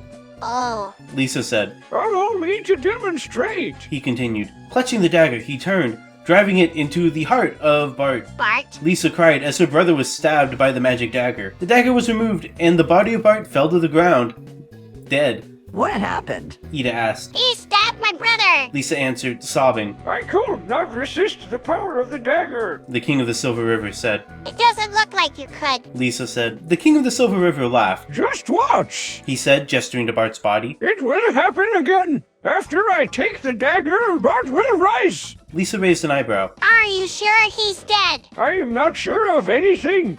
The man turned the pages of the book. There is one thing that I am sure of. Oh, He said. the dagger will only be effective if the mind of these is poor. What do you mean? Lisa asked. The man flipped through the pages a bit. The Nightmare King's mind is corrupted.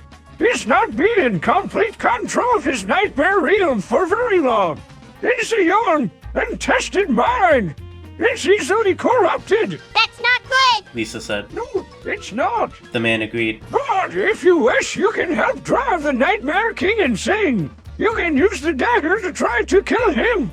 Then the dagger will become corrupt and will not work. Lisa thought about what the man said. No, I can't do that. Lisa said. I need to get the dagger from my brother. That's my only purpose. I understand. The sun began to rise, and the light shone through the window. We should get moving. The man said. Should we? Lisa asked. Yes, The man said. we should go back to the Nightmare Realm and kill the Nightmare King. Lisa remembered the warnings of the witch she'd met in the woods. If the King of the Silver River entered the Nightmare Realm, it would be disastrous. The light of the sunrise hit Bart's body, and he began to stir. Come on. Lisa cried, pulling on her brother's hand. Her brother opened his eyes, and Lisa's face lit up. Bart? She cried. Bart smiled at his sister before standing up. Are you okay? Did something happen? He asked. Lisa shook her head. No, I'm fine.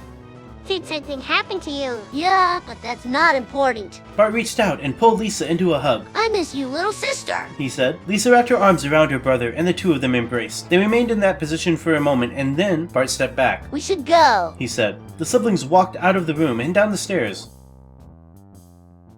Where are you two going? Catra asked as they passed her in the hall. We're going to go kill the Nightmare King. Bart said. What about my purpose? Lisa asked. Get another purpose. Bart said, smiling at his sister. Catra sighed and ran her fingers through her hair. I guess I can do that. She said. It was a long, difficult walk to the throne room of the Nightmare King. On the walk, Bart told Lisa to close her eyes and imagine herself in a beautiful place. Lisa shut her eyes and imagined herself in a beautiful place.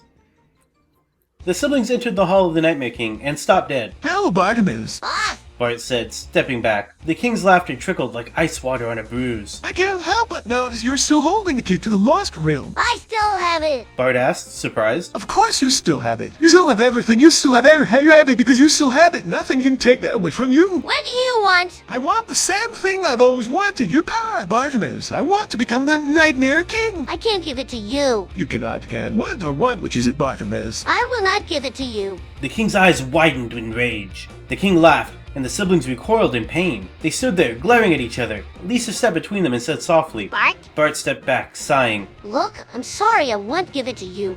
I'm not going to give you my power. I will not give you that. I cannot.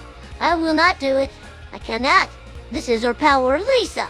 The Nightmare King laughed. I can allow you to escape. The Nightmare King said. But I can give you another option. An option more suited to your powers. No, Bart. Lisa said. He took a deep breath before turning to the Nightmare King. What do you have in mind? He asked. Have you ever considered a partnership, Bartimaeus? You win with me together. We can achieve more than one of us can achieve a lot. We can rule the world, and we can be king and queen of the Nightmare Realm. We can be its Nightmare Kings. I have to say that I think you're making a mistake. Bart replied. You were already chased off the mortal coil. That's why you're here. Yes, Bartimaeus, but I have a better understanding of the world now. I've studied all the times in the Nightmare Realm. I've learned the dark arts. I can make you my ghostly slave. and I'm dead. For my fortress, I've decided which I would prefer. I don't want any part of your dark empire. Bart said. No, Bart, you misunderstand. You see the skulls on the walls. Bart took a look around. Yes. Those are my, and I've killed these men and I have taken their skulls. They are all that remain of my first failed attempt at global domination. Now I will not fail again. When I was in my study pursing the tongues, I came across the secrets of the Nightmare Tyrant's power. I will transfer my own power to Bartimaeus. You will my slave once more. Bartimaeus, I will give you total control over the undead. Your enemies will not be able to stop you. The only enemy I've left is you. Bart replied. He took the Ring of Solomon from his pocket and placed it on his middle finger. But this is a pointless endeavor because I am not joining you. The Nightmare King laughed. I will not abide a traitor to my dark empire. And I am no traitor. Bart said. You're not. You be the Ring of Solomon. I did do that. Bart said. But I am done being your slave now. I will have my ring and will have my freedom or death. Make your choice, Nightmare King. The Nightmare King was silent for a long moment before he let out a bellow of fury. Bartimaeus, He snarled. full 2002 deadline Jerusalem and 2007 the Pan. He roared. I'll take you a second chance. 2008 the Temple of the Sun deadline and 2000 deadline dead and 2010 dead 2011 the Pan and 2012 deadline dead and 2014 dead. That's enough. Lisa said. You are doing or not, Bartimaeus. The Nightmare King shouted. Lisa stepped forward and placed a hand on Bart's shoulder. She looked at the Nightmare King and spoke in a sweet voice. Bart, I have freed you from your dark binding. Do not make this mistake. You must not join the Nightmare King. I will do as I please, Bart said, pulling off his ring. You have my gratitude, but I will not be bound by your will or anyone else's. The Nightmare King was now furious. You do not have the right. I'm King of Nightmares. I will have my due. Bart threw the ring at the Nightmare King. The Nightmare King's eyes bulged as he saw the ring fly towards him. It glowed and sucked him into itself. In a flash of light, the Nightmare King was gone, and Bart was standing amidst the ruins of the throne room. He held a black sword in one hand and a golden shield in the other. A voice spoke from the shadows. It said, Good shoot, Bartimaeus. I knew you had it in you. The King of the Silver River stepped out from the shadows. Are you really the King of the Silver River? Bart asked. Not anymore. The man said. I passed that title on to you, my boy. Bart smiled and took the black sword. I am forever in your debt. Bart said. I would do anything for you. That brings a tear to my eye. The king said. You're a real friend, but you know, you're holding up a bit of paper that says otherwise. I'm sorry. Never mind. The man said. I understand, and in your place, I will do the same thing. Now come home, I will walk with you. I'm sorry. Bart said again. But I have to do this. Bart drew his sword and cut the black rope that bound the Silver River King. What a wonderful ride, The Silver River King said. He walked over to the cage and looked at the ghouls. I never thought I would see your false selves in this realm of shadows, Bartimaeus. But you have changed things. I will free you and your companions from this pit. There are more of us. Bart asked. There are many others. The Silver River King said. We are the lost. We fell victim to the Nightmare Tyrant's power. Is there any hope? Bart asked. We've had a bit of luck, Bartimaeus. The king said. I will call upon the River of Life to free us. I will need your help. I'm all yours. As Twilight and Mordecai leave the monastery, they discuss what their next move should be. I think we should celebrate. Mordecai says. Why don't we go to the concert? I'd rather go to the Grand Alliance. Twilight says. Oh, come on. Mordecai complains. It'll be a big concert. You'll get to see your favorite ex. I really don't like big crowds. Twilight says. Oh, well. Mordecai says. I guess it's off to the Grand Alliance then. All right. Twilight says. Just don't make any sudden moves. Twilight and Mordecai go to the Grand Alliance headquarters, where the leader is discussing the recent events. So my fear has finally come true. Princess Peach says. The Nightmare King has been reborn. The Nightmare Realm is more powerful than ever. The leader says. No, we killed him. Twilight says. I saw him die with my own eyes. You must have been dreaming. The leader says. There has been no sign of the Nightmare King. Maybe, but I'm right. Twilight says. I am a nightmare now. I was Nightmare Moon before. Interesting. The leader says. Can you prove it? How? I suppose you have powers of the dark arts. The leader asks. Yes? Twilight says. Show me. Twilight summons the dark arts to her side, and the leader calls upon her magics to examine her. By the gods. The leader says. You're right. When did you last sleep? Last night. Twilight says. You were out for a whole night. I suspect you had a good night's sleep. Your eyes are at their brightest. And you look as if you've lost some weight. Your cheeks are rosy. You've been sleeping well. I'm eating well. These are all good things. It looks as if your powers of premonition are back to their full glory. You're a nightmare Mo no longer. Yeah, I know. Twilight says. I have a task for you. We need to infiltrate the nightmare realm and slay as many shadows as we can. I will not ask again. What? Surprise me. I know that you have many enemies in the nightmare realm. I want you to seek out and destroy as many of them as you can. Really? Really, can you do it? I suppose so. Very well. Return here at Nightfall tomorrow. I'll have further instructions for you then. Is that it? That's it. You may go. Ha! Fine. Goodbye, Pirl. Goodbye, Nightmare Mo. May the Nightmare realm perish with all its dreadful creatures. May the Nightmare King stay dead, and the Nightmare Princess stay entombed forever, and may Fluttershy stay on the Nightmare realm throne. I'll see you tomorrow evening. Goodbye, my friend. May the nightmare realm be.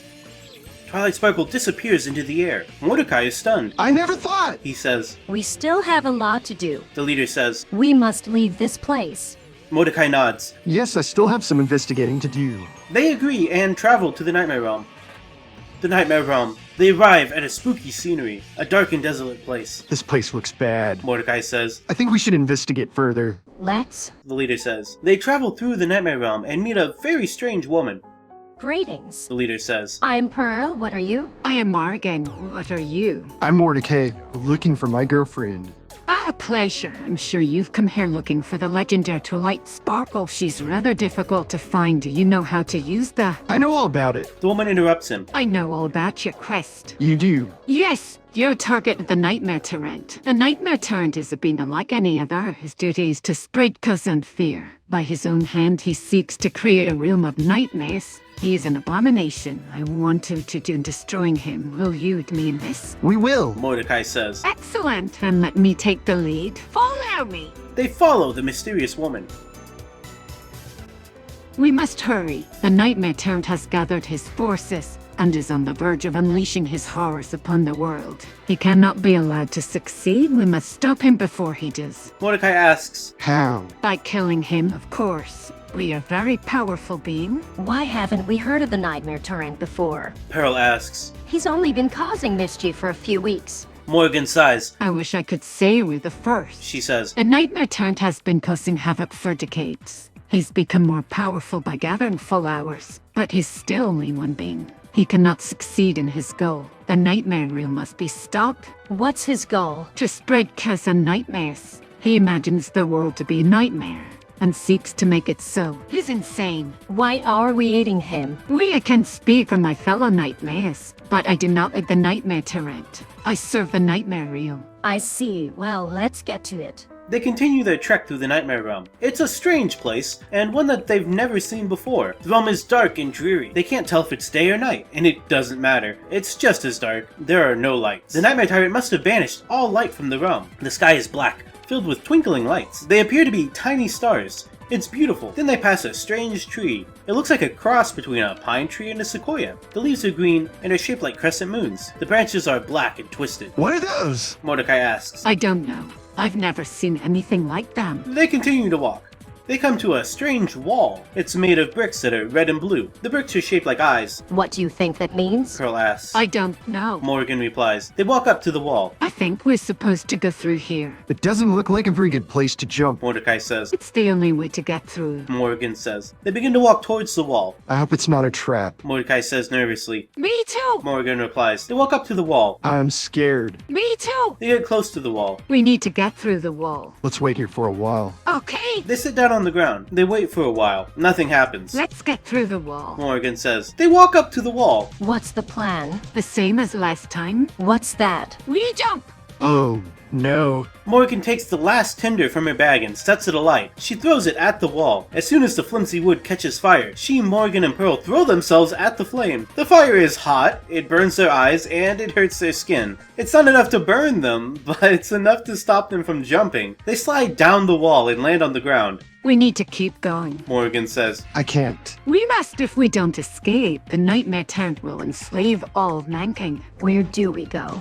Morgan points to the tree. That will lead us to the Ender. If we can get to the king, we can get help from the royal army. Morgan lights another tinder. Morgan throws it at the tree. It ignites. We can make a rope with these. Morgan says. Morgan pulls the cord out of her bag. This is silk thread. She explains. Doesn't matter, we'll just tie it on the end of a stick for a handle. Okay. Morgan starts to tie the silk thread around the end of a stick. What do we do now? Wait, Pearl says. Morgan stops fiddling with the rope. What? I don't know how to make fire burn. Pearl admits. I don't either. Morgan says. Morgan picks up the tinder again and puts it in her mouth. Morgan blows. A flame appears. Morgan uses it to light another tinder. Now what? We can. Morgan says. Morgan climbs up the rope and a horn blasts. Morgan, don't fall. I'm fine. Morgan holds the stick out. Here. Pearl says. Morgan grabs the stick and climbs higher. She reaches the top. Now what? Now we run. Morgan, Pearl, and the stick run through the woods. They keep running. Mordecai follows after them. They run until they find an old cabin. Is that it? Morgan asks. Morgan looks around the cabin. The cabin has 2 stories. The bottom floor has a living room, a kitchen, and a bedroom. The upper floor has a long hallway with 3 doors. Morgan opens a door on the ground floor. The room is dark. Is that it?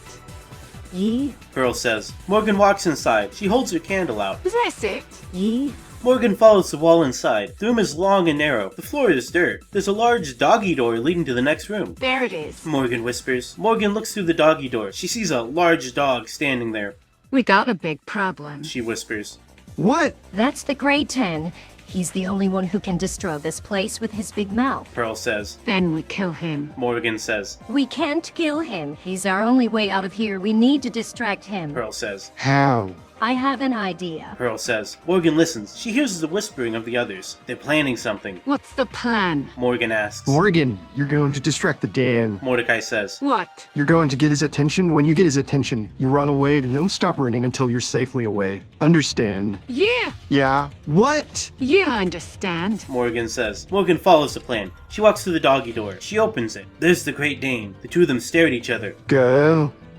Morgan runs away. She runs down the dirt floor. The Dane begins to chase her. He runs after her. He runs in her dreams. He runs until he finds a way out of her dreams. Who are you? She asks. The Dane replies. No. A radar. He says. You're not scary. No, I'm not. That's right. Who destroy this place? What's your name? Ruby. He says. You can help. Rhea. Rages can't puncture plastics. Tree cause cancer. Railway choice. Can't great.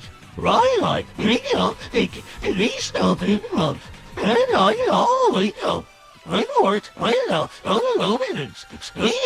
This is Century. Hi. An old lady says. Where are we supposed to get me? Oh, have plenty leftovers. Hurry. You leave me no choice. The lady says. The lady puts a piece of meat in Scooby's bowl. Scooby takes it and leaves. He runs away to the meat rack in the corner. He eats it. No! Where? Morgan asks. She hears whispering again. Carl wants to know where you are. Don't you know that's how we keep each other down here? The sanctuary is situated in a dilapidated old house. It's surrounded by trees. There's a pond in the back. Why there's so many nightmare creatures here? Morgan asks. This place acts like a magnet. They gather here. Why? To trade, of course. Why do you think there are so many weapons and tools around here? Jews in the slave trade. The slave trade? Human beings are nothing but chattel. We are the property of the Nightmare realm. A deep voice says. We are the property of the night, and nothing but the are not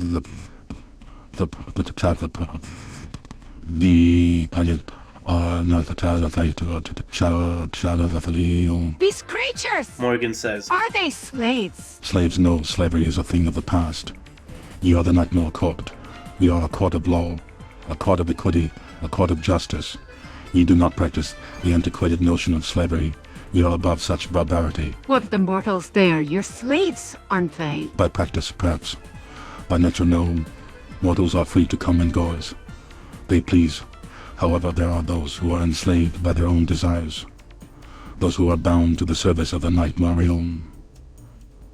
Those mortals are free to come, but there are then who are others, and they come, however, by the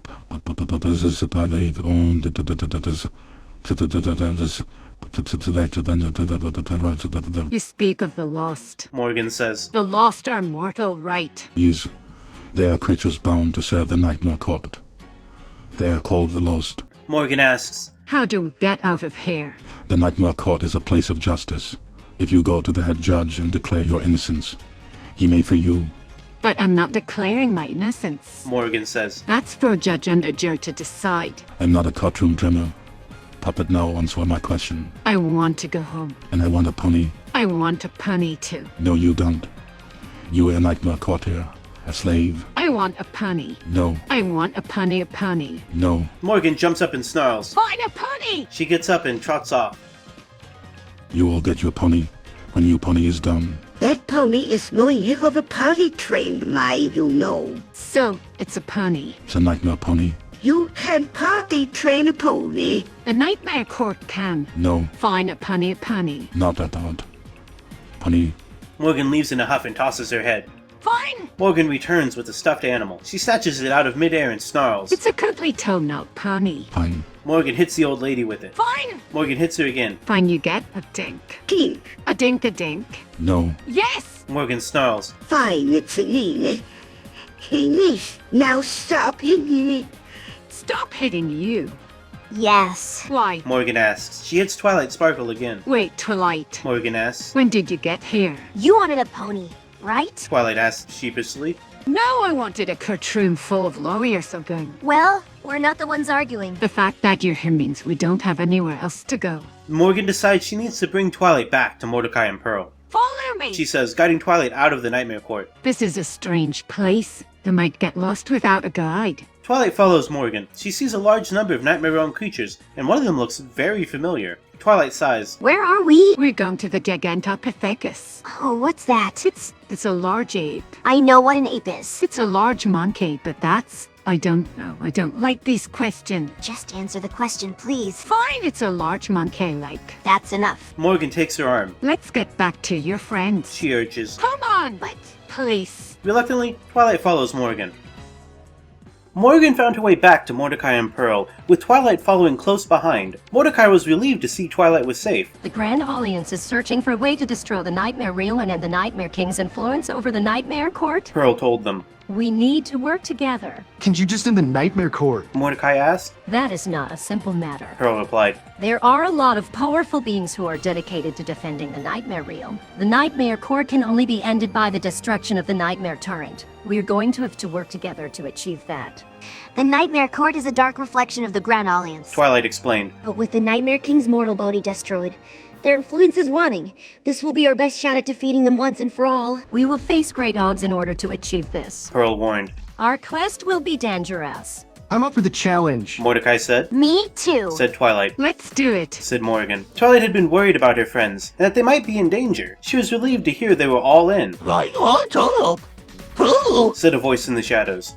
Twilight turned to see a large dog lurking in the corner. Who are you? That's the Great Dane. Morgan said. His name is Scooby. Scooby growled. Oh, is that your dog? Yes, said Morgan, petting him. He's a nice dog, said Twilight. I want a rock. Scooby said, shaking his head. I'm Regis Rock. Twilight cocked her head to the side. Shaggy. I know that name. Oh, no, then. Yes, I do. I'm a nightmare. I was once. Scooby whimpered. Toronto. Why? Because I'm a Dane. Twilight smiled. I could never resist a Dane. Come on, let's go meet our new friends. Twilight led Scooby, Pearl, Mordecai, and Morgan out of the rundown shack and back into the open space of the Nightmare Realm. It was just as she remembered it, from her days as Nightmare Moon. However, she could feel the growing influence of the Nightmare Tyrant in the air. The Nightmare Tyrant was in a nearby tower, sending his dread influence out to every corner of the realm. A cloaked figure stepped forth from the shadows. It was Blitz. He was dressed in black, with a cloak tied close around his face. His dark skin gave him a perpetually somber look. He spoke in a low voice. We meet again, Twilight. He said. Yeah, I know. You're the leader of the Nightmare Court? The one and only. Said Blitz. Are the others? did? asked Twilight. Each and every one of them, but there's more to come, said Blitz. Is there any hope? Asked Morgan. There always is, said Blitz. Our master is gathering the forces of other realms to help us. What's the big plan? Pearl asked. Why don't we discuss it when we get to the Nightmare Palace? Blitz replied. So, Twilight, it's been a while since last we met. How have you been keeping? Said Twilight. You! Never better. Said Blitz. So, what do you say? Will you help us? Twilight considered the question. What exactly is it you plan to do? She asked as they walked. I won't agree to something I don't know the plan for. Rise up, take Castle Oblivion, and kill the ruler of the Nightmare Tyrant. Said Blitz. You want in? Castle Oblivion was a large, castle-shaped mountain. It stood within an enormous circle of mountains, and the Nightmare Tyrant ruled from it. Oh, I can't do that. I'm just a mortal girl. Said Twilight. We all have to die someday. Said Blitz. You can be immortal until that day. Twilight stopped in her tracks. What are you talking about? I'm not dying. Yes, you are, and not just dying either. You will become Nightmare Moon. Twilight's jaw dropped. She looked at her friends for support, but they stared off into the distance. We can't do that. She said, turning away from the others. It's wrong. Wrong? Asked Blitz. Is it wrong that the Nightmare Tyrant rules, that the Nightmare Realm prospers, that the Nightmare King and Queen procreate with the help of their servants? That's not. Said Twilight before stopping. You're right. It is wrong. Good, that's settled then. Said Blitz, clapping his hands together. Morgan sighed. It's not settled yet. She said. You're not even listening. I'm not going to become Nightmare Moon. Shouted Twilight. You're going to have to kill me first. It's not as if we have a choice. Said Blitz. I would be perfectly happy to kill you. You don't have to kill her. You know she won't be one of them. She can simply turn into Nightmare Tyrant. All I don't know about that. Said Blitz. Sometimes one has to fight fire with fire. As they say, if she is the fire, she'll become the Nightmare Tyrant. Morgan shook her head. Nope, she'll become Nightmare Moon. Twilight sighed. I'm not becoming any sort of nightmare anything. She said. Yes, you are. Said Blitz. No, I'm not. She said. Well, you will still become one of his nightmares, nevertheless. No, I won't. Well, yes, you will. I won't. Twilight, you're starting to not sound like yourself. Said Pearl. Kill her! Said Morgan. No, wait. Said Twilight. She looked at Pearl. I don't want to become Nightmare Moon. I don't want to become anything. I just want to go home. I don't think you get a choice in the matter. Morike! Twilight said, looking to her boyfriend with tears in her eyes. Will you help me, please? The Blue Jay nodded. I'd be happy to, sweetie. Thanks. Said Twilight. She turned to her friends and said, You guys, you don't have to stay if you don't want to. Go ahead and leave me to my fate. The party left her. Well, I think that went well. Said Pearl. Not near as well as I'd hoped. Said Morgan. Right, or we don't know. The Nightmare Tyrant is the source of the Nightmare Realm. Said Pearl. We'll have to go to him to get rid of the Twilighter. But don't you think he'll kill her? Asked Morgan. Maybe, but we can't kill her. She'll become a Nightmare Moon. That's worse than being a Nightmare King. Ponyville was destroyed by the Nightmare King. We better get going. I'm pretty sure he's still in the Nightmare Realm. Where do we go? Asked Morgan. I know the very place. Twilight said, shooting Mordecai a wink. The Nightmare Realm. The Nightmare Realm was once a beautiful land filled with light. Now, it was a twisted place of nightmares where the Nightmare Tyrant ruled. The Nightmare Tyrant was an undead warrior covered in rotting wounds. He had a long sword that had killed many a man. Now, he ruled over an army of undead horrors that plagued the Nightmare Realm. Hello. Said the Nightmare Tyrant. He stood upon a pile of skulls in the middle of the chamber. I'm the Nightmare Tyrant. What do you seek? We are looking for the freedom of the Nightmare Court that you cannot give us. Then you must take it from me. How? Kill me and you will get your freedom. And if we don't? Asked Morgan. Then you will become slaves of the Nightmare Tyrant. We need to kill you because you are the Nightmare Tyrant. Asked Mordecai, confusion ringing in his voice. No, you should not kill me. If you do, you will gain the Nightmare Tyrant's favor. Unless you want to become his slaves as well. What do we have to lose? Asked Pearl. Your lives. I'm not going to let myself become a slave. Said Morgan. I'm going to kill you. You're both fools. We'll see. Morgan unsheathed her sword and attacked. The Nightmare Tyrant blocked her attack. He threw her to the side to concentrate on Pearl. I must admit, I'm more than a little disappointed in you. Pearl. Why? You could have killed me years ago. You had a chance. You're slacking off. I'm doing the best I can. Is this your best? Morgan, put away your sword. I won't. You will not kill me, sister. I'm the Nightmare Tyrant. I won't let you live. Morgan, stop. Don't you dare tell me what to do, Pearl. Put away your sword or you'll lose your chance at freedom. I won't lose my chance at freedom if you dare. I will kill you. Then kill me if that is what you are here for. Fine! Morgan slashed at the Nightmare Tyrant, but he ducked under her attack. He kicked her to the side and then smacked her head against the stone floor, knocking her out. Serves you right. Morgan, please, come back. I need you. I need you to, Pearl. But I'm not going to be your puppet anymore. No, not again. The Nightmare Tyrant disappeared into the Nightmare Realm, I can't believe he fooled her like that. said Pearl. We're going to miss out on killing the Dark Princess because of him. Let's go. He wanted to kill us. He can't be reasoned with. Said Twilight. Where are we going? Asked Mordecai. To the Grand Orleans. I thought you said we were going to kill the Dark Princess. We will after we kill the Nightmare Tyrant. You're just going to leave him? Asked Mordecai. You don't plan on killing him. Of course not. We'll lure him into our turretry and kill him. When the Nightmare Tyrant is, the Nightmare Realm will fall. The Nightmare Court will be dissolved. All the slaves will be free. We'll have our revenge and the Nightmare Tyrant won't be the one to stop us. He'll stop you. Don't be a fool, Mordecai. He's weaker now, and we've gained strength. We'll defeat him in battle. I don't think you can. He's the leader of all the slave monsters. He's too strong. Mordecai, he isn't strong. He's a coward. Is that so? Yes. Well, we'll see about that. Rainbow Dash and Rarity returned to Ponyville following the defeat of the Nightmare King. They couldn't believe that, after all the time they'd spent searching through Nightfall, that the Nightmare King had held the elements of power all along. As they returned to their village, they were dismayed to see that it had been all but destroyed in their absence. This is why we must stay out of the night. Said Rarity. We need to protect the ones we love from these creatures. We'll get our home back. Said Dash. Even if we have to move in with you. I'd be delighted. Said Rarity. They spent the next few days in Ponyville helping the ponies rebuild their homes. Of all the strange creatures that came to help, the ponies were especially glad to see the ones they had been treating with respect. When the sun finally set, the two friends set out for Aunt Muriel's. They had been staying with her for the duration of their trip and were looking forward to being at home. They passed through the villages and towns of the night and made their way to the estate in the middle of nowhere. Said Aunt Muriel, running to meet them. You could Rainbow Dash too. I missed you too, Muriel. Said Rarity. I thought we had you covered in mud. Asked Muriel.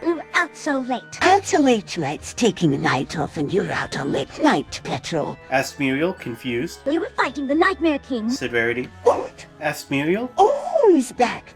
You'll have to handle him yourself for now. I'm off to bed. Is there anything you want to eat or drink before I go? Actually, can you get us 2 bottles of that lemon drink you like? Asked Dash. That's not lemonade, right? Asked Muriel. We'll get our own drinks. Very well. Said Muriel. I'll see you tomorrow. Aunt Muriel left and they sat down to their drinks. So, what's the news? Asked Dash. Oh, not much. Said Rarity. Though I was able to speak with the King of the Silver River and it wouldn't have been a safe journey without his help. What did he say? Asked Dash. He said that he would like to become friends with us, so long as we don't try to steal his land. Said Rarity. That's it? Asked Dash, disappointed. That's it. And did he give you anything else? Asked Rainbow Dash. Nothing. Nothing. He didn't even offer you a pony? Asked Dash, surprised. He said you had plenty of ponies. Said Rarity. He didn't give you any of his water either, did he? Inquired Dash. No, but he did say he's looking for a successor to his throne. I think we should take that as a yes. Said Dash. So, how did your meeting go with old Mr. Sissy? Did you ask him about the Stone of Volcar? Actually, but he only referred to it as the Stony Locket. He wouldn't tell me anything about the actual location of the stone. I guess he wasn't very talkative. Said Dash. I guess not. Said Rarity. Oh, by the way, the Nightmare Tyrant is heading this way. We need to go. How do you know? Asked Dash. I saw his army. It's huge. We can't fight them all. We could fight them if we had the magic. Said Dash. The Nightmare Tyrant doesn't have his full power. True. Said Rarity. I guess we should go. Said Dash. Yes. Said Rarity, flicking her tail. Let's go. They left the farm, crossed over the hills, and came out to a field. There's an abandoned mine shaft just on the other side of those hills. If you dare to enter, you'll never come out. We'll go. Said Dash. Oh, we will. Said Rarity. Yeah. Said Dash. Well, if you insist. Said Rarity. Let's go. They walked through the hills and over the hills. They took a long time to get there. They saw a few other creatures on the way, but nothing like the Nightmare Tyrant's army. When they came to the mine shaft, Dash said, I'm going in. You sure are. Said Rarity. But I'll be here if you need me. I know. Just come out if you need me. Said Rarity. I will. Said Dash. Dash went in alone. The mine shaft was pitch dark and damp. She could barely see her hoof in front of her face. The stench of old food and stagnant water filled her nostrils. She moved forward slowly, feeling the walls on either side. She took her time. She came to a halt when she heard a growl. She held perfectly still. There was movement again. She waited. The growl stopped. There was silence. Hello. She whispered. Are you there? Yes. Came the reply. What do you want? She whispered. I don't know. You're new. Maybe you like some food. Food. She whispered. Yes. Do you want some? No. Oh. Are you going to eat me? Came the reply. No. Yes. If you'll sit still. Sit still? What does that mean? It means I won't hurt you. Oh, Why are you here? I'm here for the same reason you are. Which is? To get the Stone of Volcar. Who's got it? The King of Shadows. You're going to take me to him. Okay. So, let's go. Okay. She felt the form of the creature move past her. She couldn't see it, but she knew it was big. It felt like an elephant had walked past her, except on 2 legs. It felt clumsy and slow. You're clumsy. She whispered. Yes. Came the response. Are you going to be able to walk all right? Yes. Do you need to rest? No. She moved slowly, holding her breath, and feeling her way in the dark. What do you smell? She whispered. Rotten eggs and bad breath. Said the creature. Oh. Why do you call me Alrighty? I don't. Dash replied. You just did. Well, because you have an eye that sees things no one else can. Interesting. Listen, I want to help you. Do you? But Yes. I want you to lift up this stone for me. Okay. We need to be quick. Okay. Ready? Wait. Said Dash. What? My eyes are better in the dark. Oh. Come on. All right. I'm gonna set the stone down now. Said Dash. And I want you to put your hand on my shoulder. Okay. Said the creature. And don't move. Understood. Okay. Said Dash. On 3. I'll set the stone down and grab the stone. 1, 2, 3.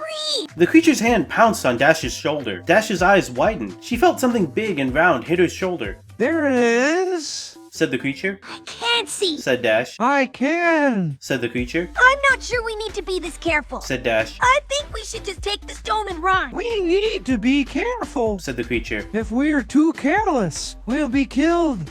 I can't see. I see. I'm not sure what to do next. Just follow my footsteps. Said the creature. I'll lead you to the king's throne. We'll be safe there. All right. Said Dash. Let's go. Good. Said the creature. The creature led Dash forward. Dash could barely feel its presence. It felt like a feather brushing against her. It moved so fast that it was hard to keep up. Are you sure this is the way to the King of Shadows? She whispered. Yes. How do you know? I just know. How do you know where to go? How do you know where to find the stone? I don't. I just know. The two kept walking. They walked for a long time. They walked through a long tunnel with rough-hewn walls. The ground sloped downward as they went along. They kept walking. They didn't stop. They just walked. They walked and walked. They didn't seem to get anywhere. They just kept walking. What's happening? Asked Dash. I know. Said the creature. Is this the Shadow King's real? I don't know. Is he scary? I don't know. I've never seen him. Why can't we just go back to the way we were? Said Dash. We can't go back.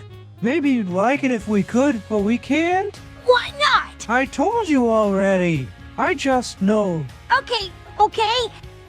They stepped out into an open area with torches aligning the walls. A terrifying stone face grinned down at them from across the room. Its eyes were pits of shadow, but they glistened with malice. I am the King of Shadows, said the face. Oh no! Said Dash. She shrank back. Please, it's me, your humble servant. Humble. Said the Shadow King. You are the cause of all the misery in this world. No, I didn't. Said Dash desperately. The face raised a single black eyebrow. Please, I don't want to die. I'm so sorry I brought this upon you. The strange face disappeared, and the King of Shadows walked forward. What was the name of the servant who defeated me? Dash. Where is she? Asked the king. I don't know. Said the creature. You are lying. Oh my. Well, if you don't know, I'm not going to kill you. Oh, you're going to kill me all right. You're going to kill me because you're the King of Shadows. Oh, that's much better than being the Nightmare King. I admit I'm a bit of a coward when it comes to darkness. When it comes to you, I'm going to be very brave. I'm going to destroy you. You can try. Said Dash. Don't you worry. Said the King of Shadows. I won't be long. I'll be right back. I just have to go and cast a spell. Stay here. Don't move. I'll be back. The King of Shadows left them. He disappeared in a black, wispy cloud. What are we going to do now? Asked Dash. We're in a lost realm, and we were about to be killed by a shadow. We don't have much of a choice. Said the creature. If we stay here, we die. If we run, we die. If we move forward, we die. If we move back, we die. How about if we sit here and wait? Suggested Dash. We wait. Said the creature. What do we do until he comes back? We just sit here and wait. Dash sat down. She leaned against the wall and closed her eyes. Are you going to sit there until he comes back? Said the creature. Yes. Said Dash. There was silence. Rainbow Dash and the creature she had met sat in silence, waiting for the return of the King of Shadows. After a few hours, he eventually returned. He had a small black gem in his possession. Take this, he said. Why should I? Rainbow Dash asked. Because I'm the only one who can open the door to darkness. What's this for? Dash asked. This little trinket is a key to a very powerful item. Once I have it, I can open the door to darkness. And you would no longer be a thorn in my side. You would be a mighty warrior of mine. No. Dash said. She knew it was in her best interest not to trust the King of Shadows, but she needed the Stone of Volcar desperately. Take it, the king said in a threatening voice. I will make you my ghostly slave for eternity. Dash looked around for a moment, then took the black gem. As she was about to leave, the King of Shadows said, Oh, and if you should die in the darkness, know that I will find you and I will not rest until I bend you to my will. I don't need to hear that, she said and ran away. She was soon followed by the creature. Now that that's settled, the creature said, I suggest we explore this place before someone else comes looking for the Stone of Volcar. Why should we go somewhere we'll never come back from? Rainbow Dash asked. We're dead already. Might as well go out on a high note instead of a low one. They soon reached a long, dark hallway. That's odd, the creature said. I don't see any light. Maybe it's on the other end, Dash said. They walked for a long time without seeing anything or hearing any noise. Maybe we should rest, the creature said. You could sleep standing up if you really wanted to. What about you? There's no sun down here. How are you going to sleep? It's okay for you. You've never been on the receiving end of the lack of sunlight thing. They walked in silence for a long time. Hello, Dash said. What? The creature asked, sounding annoyed. Hello.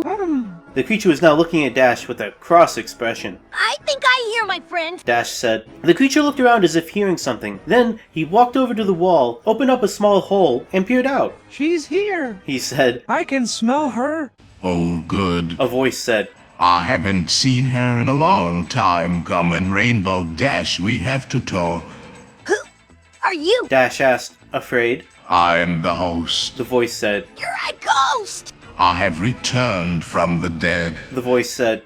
Now it's no. Wait, Dash said. You have to tell me your name. Why, it's obvious what I am, the voice said. Tell me who you are. I'm who I say I am. Simple, I was dead and then I came back. But how? Because I wanted to see my little girl grow up. Your little girl? Dash asked. You know, Rainbow, what's her name? Rarity. Dash said. Yes, that's her, my little girl. Dash was surprised. But Rarity's father is alive, she said. I'm not her father, I'm a friend of her father's. In fact, that's why Nearphotison he sent me to check up on you. I'm his friend to... Is it the reason I'm here because he's...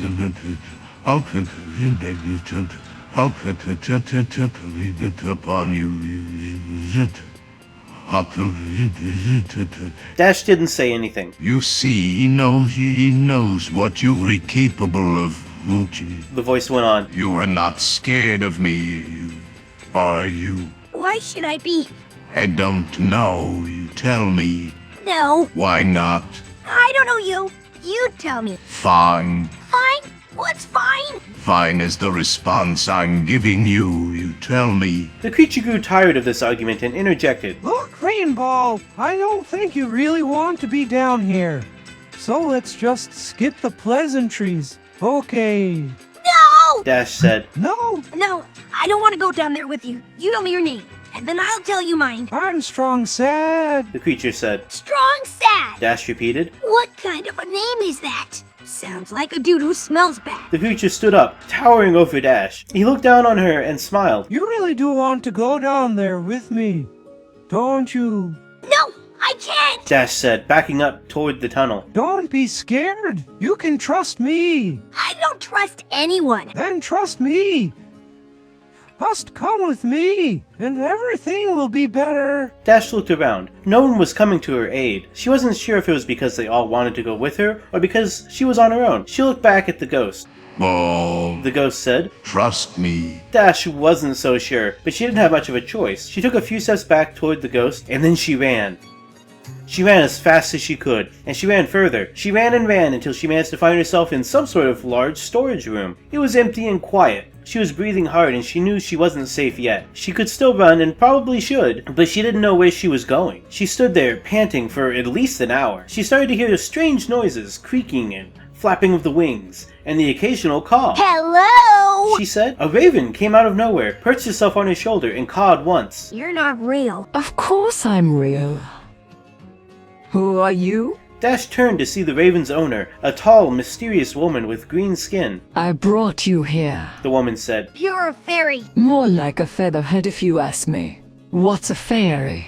Anyhow? You're a fairy, and you're here to take me back to my mother. You're a fairy, and you're going to take me back to my mother. I brought you here.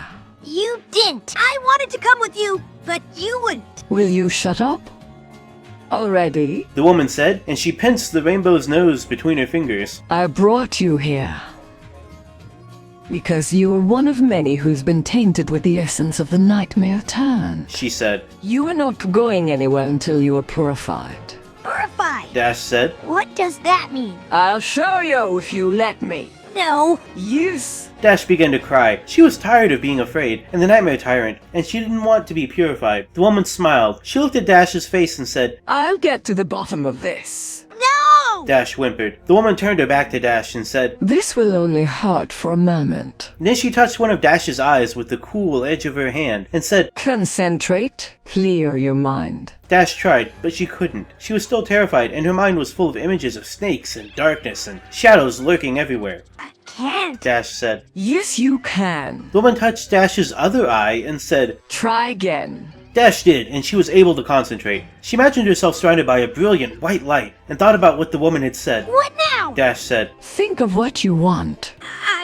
I want to go home. Think of something else. Concentrate. I want to go to the Emerald City and become a great warrior like my father. That's it. The woman asked. Yes. Close your eyes. Dash closed them. She thought she would be purified all at once, but she felt a sharp prick on her forehead, just like the fairy had said. It stung, but only for a moment. Then, she felt a warm flow, and the darkness and the snakes disappeared. She opened her eyes and saw the Emerald City in the distance. You're afraid. Thank you. Dash said. You are welcome. She said. The Emerald City faded from her view, but she could still feel the warmth in her heart. She rode on the wind and flew over the fields and forests. She saw a flash of purple, like the color of royalty, but soon it was gone. When she opened her eyes, she was back in the storeroom with the fairy, but her mind was clear. She was ready to face the Emerald City. She went back to the hallway and said, I'm ready. I thought you'd be purged with the others. You seem to be stronger than the other.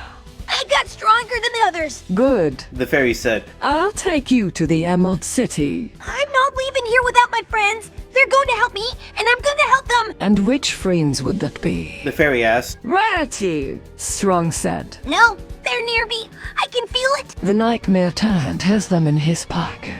They'll be getting out any time soon. The fairy said. Dash wasn't going to worry about that. She was going to save her friends. I'm not leaving without them. Dash said. The fairy sighed and said, Very well. Follow me. She came to a long hallway that was much wider than the others. It went on for as long as the eye could see, and was filled with machinery. Computers and displays were built into the walls, every few feet. What is this place? This is my domain. This is where my workers live. This is where I conduct my experiments. Dash had no idea what that meant, but she didn't ask. She just kept walking. Don't touch anything. The fairy said. Everything in here is dangerous. Why? Well, take that lever there, for instance. It could be a bomb. And so... or a collision sensor or anything. Touch anything. Okay. Dash said. The fairy took a few steps backwards and said, Yeah? This is the door we keep coming back to. It leads outside. If it's locked on the other side, you will need to use magic. Dash held up the stone of Volcar. I'm going to use this. The fairy nodded and said, Good luck. We don't really need to be going outside. But I've heard that the Emerald City is just on the other side of this door.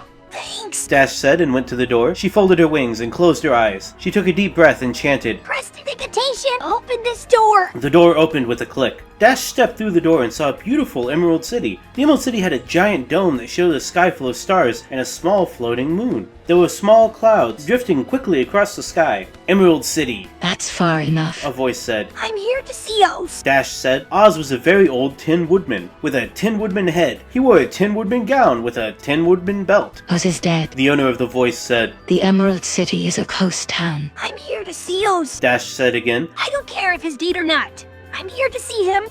I'm sorry. The Emerald Herald said. You were not supposed to be here. Go back to where you came from and don't try to come back. I'm not going anywhere. Dash said. Can I come with you? The Emerald Herald walked up to Dash and said, You are not allowed to be here. Why not? As made the laws, no one is allowed to be here. It's dangerous. Go back to where you came from before someone comes and gets you. I won't leave without seeing Oz. Dash said. No, you won't. The Emerald Herald said, and quickly ran away from Dash. Come back when Oz is dead. I will. Dash said, and ran after the Emerald Herald. She chased her as she ran around the dome, and came to the other side. Wait. What? I don't want to get involved in this. You are a stranger and I don't know you. I have nothing to do with you. I'm not looking for trouble. That's not the same as not getting involved in it. Can you explain that? No, just don't bother me again. Fair enough. Dash said. Now go away, and don't come back. Dash went back the way she had come and said, Don't worry, I won't. She ran back to Rarity and told her what had happened. We should go back inside. Rarity said, Oz can't be as bad as the Emerald Herald said he was. I don't know. I met a mysterious ghost underground. I think he might have been Oz trying to communicate with me. Dash said. I said I wouldn't leave without seeing him, and I meant it. He's just a scarecrow. Rarity said. We'll just have to see him. If we don't see him, we won't ever get the Tin Woodman. Dash said. We should go back and wait for him to come back. All right. Rarity said. They went back and stood in the doorway. You are not allowed to be here. The Emerald Herald said when she saw them. Go back where you came from or I'll call us and have him come get you. He's pretty angry with you. Oz has been trying to get rid of me for years. And you just won't go. I'm not going just for that. Dash said. I'm here for a different reason.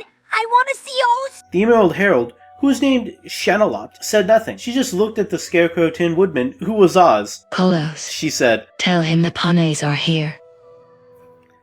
After leaving the monastery, Angel Dust caught up with Pinkie Pie to see how she was doing. He'd heard that she'd been through a lot. He's gone. Said Pinkie Pie. He's gone and I am free. How are you feeling? Asked Angel Dust. Pinkie Pie smiled. I'm feeling just fine. Good. Said Angel Dust. He's coming back. We need to stall him until he gets here. No. Said Pinkie Pie. He's not coming back. The hell he's not. Shouted Angel Dust. We need to stall him until... He isn't coming. Said Pinkie Pie. Do you hear me? I said he's gone and I'm free. He's not. Said Angel Dust. I see his corpse. Said Pinkie Pie. She pointed to the Nightmare King's body hanging limply in the trees. He's not dead. Said Angel Dust. He is too. Said Pinkie Pie. No, he isn't. Said Angel Dust. That's just a mortal body, barely more than a puppet. A true tyrant behind the Nightmare King still lurks yet. I guess we need to stall him then. Said Pinkie Pie. Let's play a game. Hide and seek. Asked Angel Dust. Yes. Said Pinkie Pie. We'll each take a turn. Said Angel Dust. You take the first one and I'll take the next one and so. Okay. Said Pinkie Pie, taking the first turn. Where will we hide? We'll hide in the old Nightfall graveyard. Said Angel Dust. Perfect. Said Pinkie Pie. Let's do it.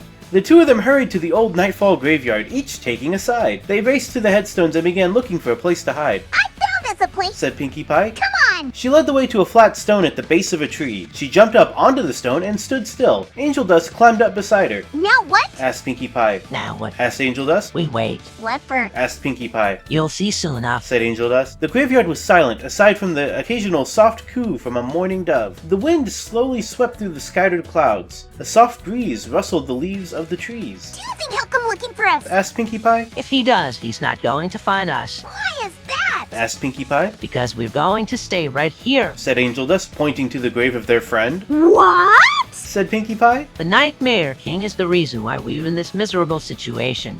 If we remove him, all this will be forgiven. He's the kids of the blight. Said Pinkie Pie. How are we supposed to get rid of him without getting rid of the blight? We can't. Said Angel Dust. Damn right we can't. Said Pinkie Pie. If we stay here and wait for him to return, then he'll need to take the body to the Nightmare Realm to complete the ritual. By the time the blight will be gone and we'll be able to return to the day-to-day living. I still don't take it. said Pinkie Pie. We don't have a choice, said Angel Dust. We're going to have to wait. Fine. said Pinkie Pie, crossing her arms. Fine, said Angel Dust, sighing. The sun slowly began to sink in the sky. The graveyard was bathed in the dying sunlight. The two companions stood in silence, staring at the gravestones. The twilight slowly faded into night. The two companions remained still. A cricket chirped softly, a cricket far removed from the nightmare realm. A soft rustling sounded from a nearby grave. Both spun in their tracks. What was that? asked Pinkie Pie, her eyes wide. I heard nothing, said Angel Dust. The two stood in silence as the soft rustling grew louder. A grave began to quake beneath the skeleton's rusted armor. The skeleton toppled over and broke into 1,000 pieces. Look! cried Pinkie Pie. The two ran over to a nearby grave and looked down into the opened mouth of the skeleton, which was in fact a dragon. Well, asked the dragon's skull. Well, what? you heard me, didn't you? The dragon roared as it awoke from its millennia-long slumber. It stared up at the two companions with blazing eyes. How did you? stammered Pinkie Pie. How did the Nightmare King become the Nightmare King? asked the dragon in a deep voice. I'll tell you. Tell me, said Angel Dust. The Nightmare King used to be a prophet of the sun goddess of the day. He was worshipped by the people of the realm. He was worshipped by the people of the night to be a prophet of my king, the sons. He that doesn't make any sense. The realm was in darkness. The people needed a sun. People needed But they wouldn't have worshipped a man like him. They worshipped the sun goddess, not the prophet. The sun goddess was an idol. The Nightmare King took her place and ruled by the lights of the moon. The dragon roared, awakening more skeletons from their graves. They began to rise, slowly, carefully, and with trembling hands. He studied the tombs of the Nightmare realm and used their power to bring light into the world without the blessing of the sun or the moon. That's preposterous! said Pinkie Pie. The realm was in darkness until the Nightmare King came along. How does this matter? Because you were a descendant of the people of the realm, and as such you've got blood of the gods in your veins. That's why you are immune to the darkness. You are a half-sun god, half-moon god. That's impossible! said Pinkie Pie. You're a monster. And like the people of the moon goddess would worship a monster, I think not. I think they'd see that she's a god in truth. I don't know what to say. said Pinkie Pie, taken aback. Say the ritual. You've got the blood of the moon goddess in you. Say the ritual and be done with it. You want me to? Yes, said the dragon. You've proven yourself worthy of my blood. Now, you are one of the few who can take down the Nightmare Tyrant. Prove yourself worthy of my blood. The dragon stared up at the sky, its great burning eye, the eye of the sun god, the eye of the moon god, the eye of the Nightmare King. The Nightmare Tyrant used the ambitions of the Nightmare King to corrupt this world, who spread the Nightmare Realm into our world. He'd been trained for so long, but he finally found someone both foolish enough and powerful enough to allow him to achieve his goal. The dragon's eye burned in the night sky, and a shadow passed over the graveyard, a shadow of wings, a shadow of claws. The world has been broken ever since. The four kings scattered into hiding. The goddesses wept and hid from the world. Who even knows if they still yet live? A black dragon swooped down from the sky and landed in the graveyard. No, it was an illusion, created by the Nightmare Realm. A great black shape stared at the two companions. You've heard the terms of might. Power. Haven't you? asked the black dragon. No, I don't understand. Yes, said the dragon, smiling. you get one answer. One answer only. Yes or no? Yes! Good, say the ritual. The ritual. Again. The ritual. Good, very well. The two companions looked up at the dragon. Say it. Murmured the dragon. The girl hesitated. The ritual? She whispered. The dragon roared, and the ground began shaking. The grave shook, and the skeleton stood up. No, the darkness. The great beast opened its maw and let out a roar. Lightning crackled, and the sky grew dark as if a curtain had been drawn. The earth began shaking, and rocks blasted. No. The goddess of the moon. A shadow rose over them, and a great clawed hand shot down and wrapped itself around them. The ground gave way, and darkness began to swallow the two. No, the shadow of wings. A shadow, black as night, loomed over them, and a voice rumbled, a voice deep as the night itself. Let the darkness take you, my dears. Let the darkness take you. The ground burst open, and a silver-haired woman leapt from it. She stared at the dragon, her eyes sparkling in the moonlight. The dragon stared back. The woman's eyes narrowed, and she stepped forward. Dragon, you wish to relinquish your power into this pony? The woman asked. The dragon gave a roar, and the woman's eyes widened in shock. Oh, I forgot to introduce myself. My name is Ida. Ida, said the dragon. That's a name I haven't heard in a long time. We all assumed you were consumed by the Nightmare Tyrant. I thought you might like that name. It's a beautiful name, and it means a star. It's like the star that shines on the sky. But you can call me Ida. I am a dragon. Said the dragon. I'm what remains of the Black Fang. I know. Said Ida. You're the last heir of the Black Fang, the true king of the Black Fang. That is why I seek the power of the Moon Goddess. Where are you seeking the power of the Moon Goddess? Where are you seeking the power of the Moon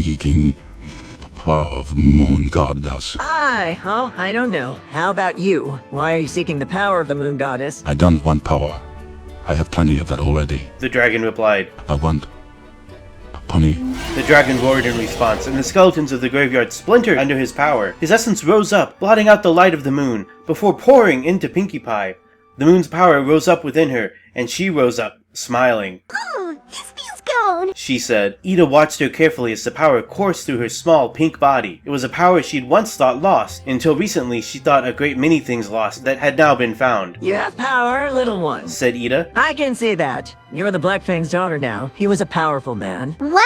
Asked Pinkie Pie. Is he dead? Ida laughed, and her laughter sounded like bells. The Black Fang were a tribe who worshipped both the sun and the moon. The Nightmare Tyrant consumed both the moon and sun gods in his quest for power. She explained. I'm relieved to see some of their power still exists in this world. The king of the Black Fang must have been keeping their power hidden all this time. You sound disappointed. Said Pinkie Pie. I am not disappointed. Said Ida. I am worried. Why? Asked Pinkie Pie. The Nightmare Tyrant will seek to consume you too, if he finds out you're a god. Consume me? Yes, the Nightmare Tyrant seeks to consume all the power in the world. Said Ida. His hunger knows no limits, and so he spreads the Nightmare realm further and further still. What can we do? Angel Dust asked. Ida's eyes narrowed. We must reach Castle Oblivion before the Nightmare Tyrant. He won't be looking for either of you. The two friends galloped through the night, heading towards the Castle Oblivion. Ida rode close to them on a magical staff. It's going to be a long journey, she said as they traversed the nightmare landscape. The journey would not be easy, but it had to be done.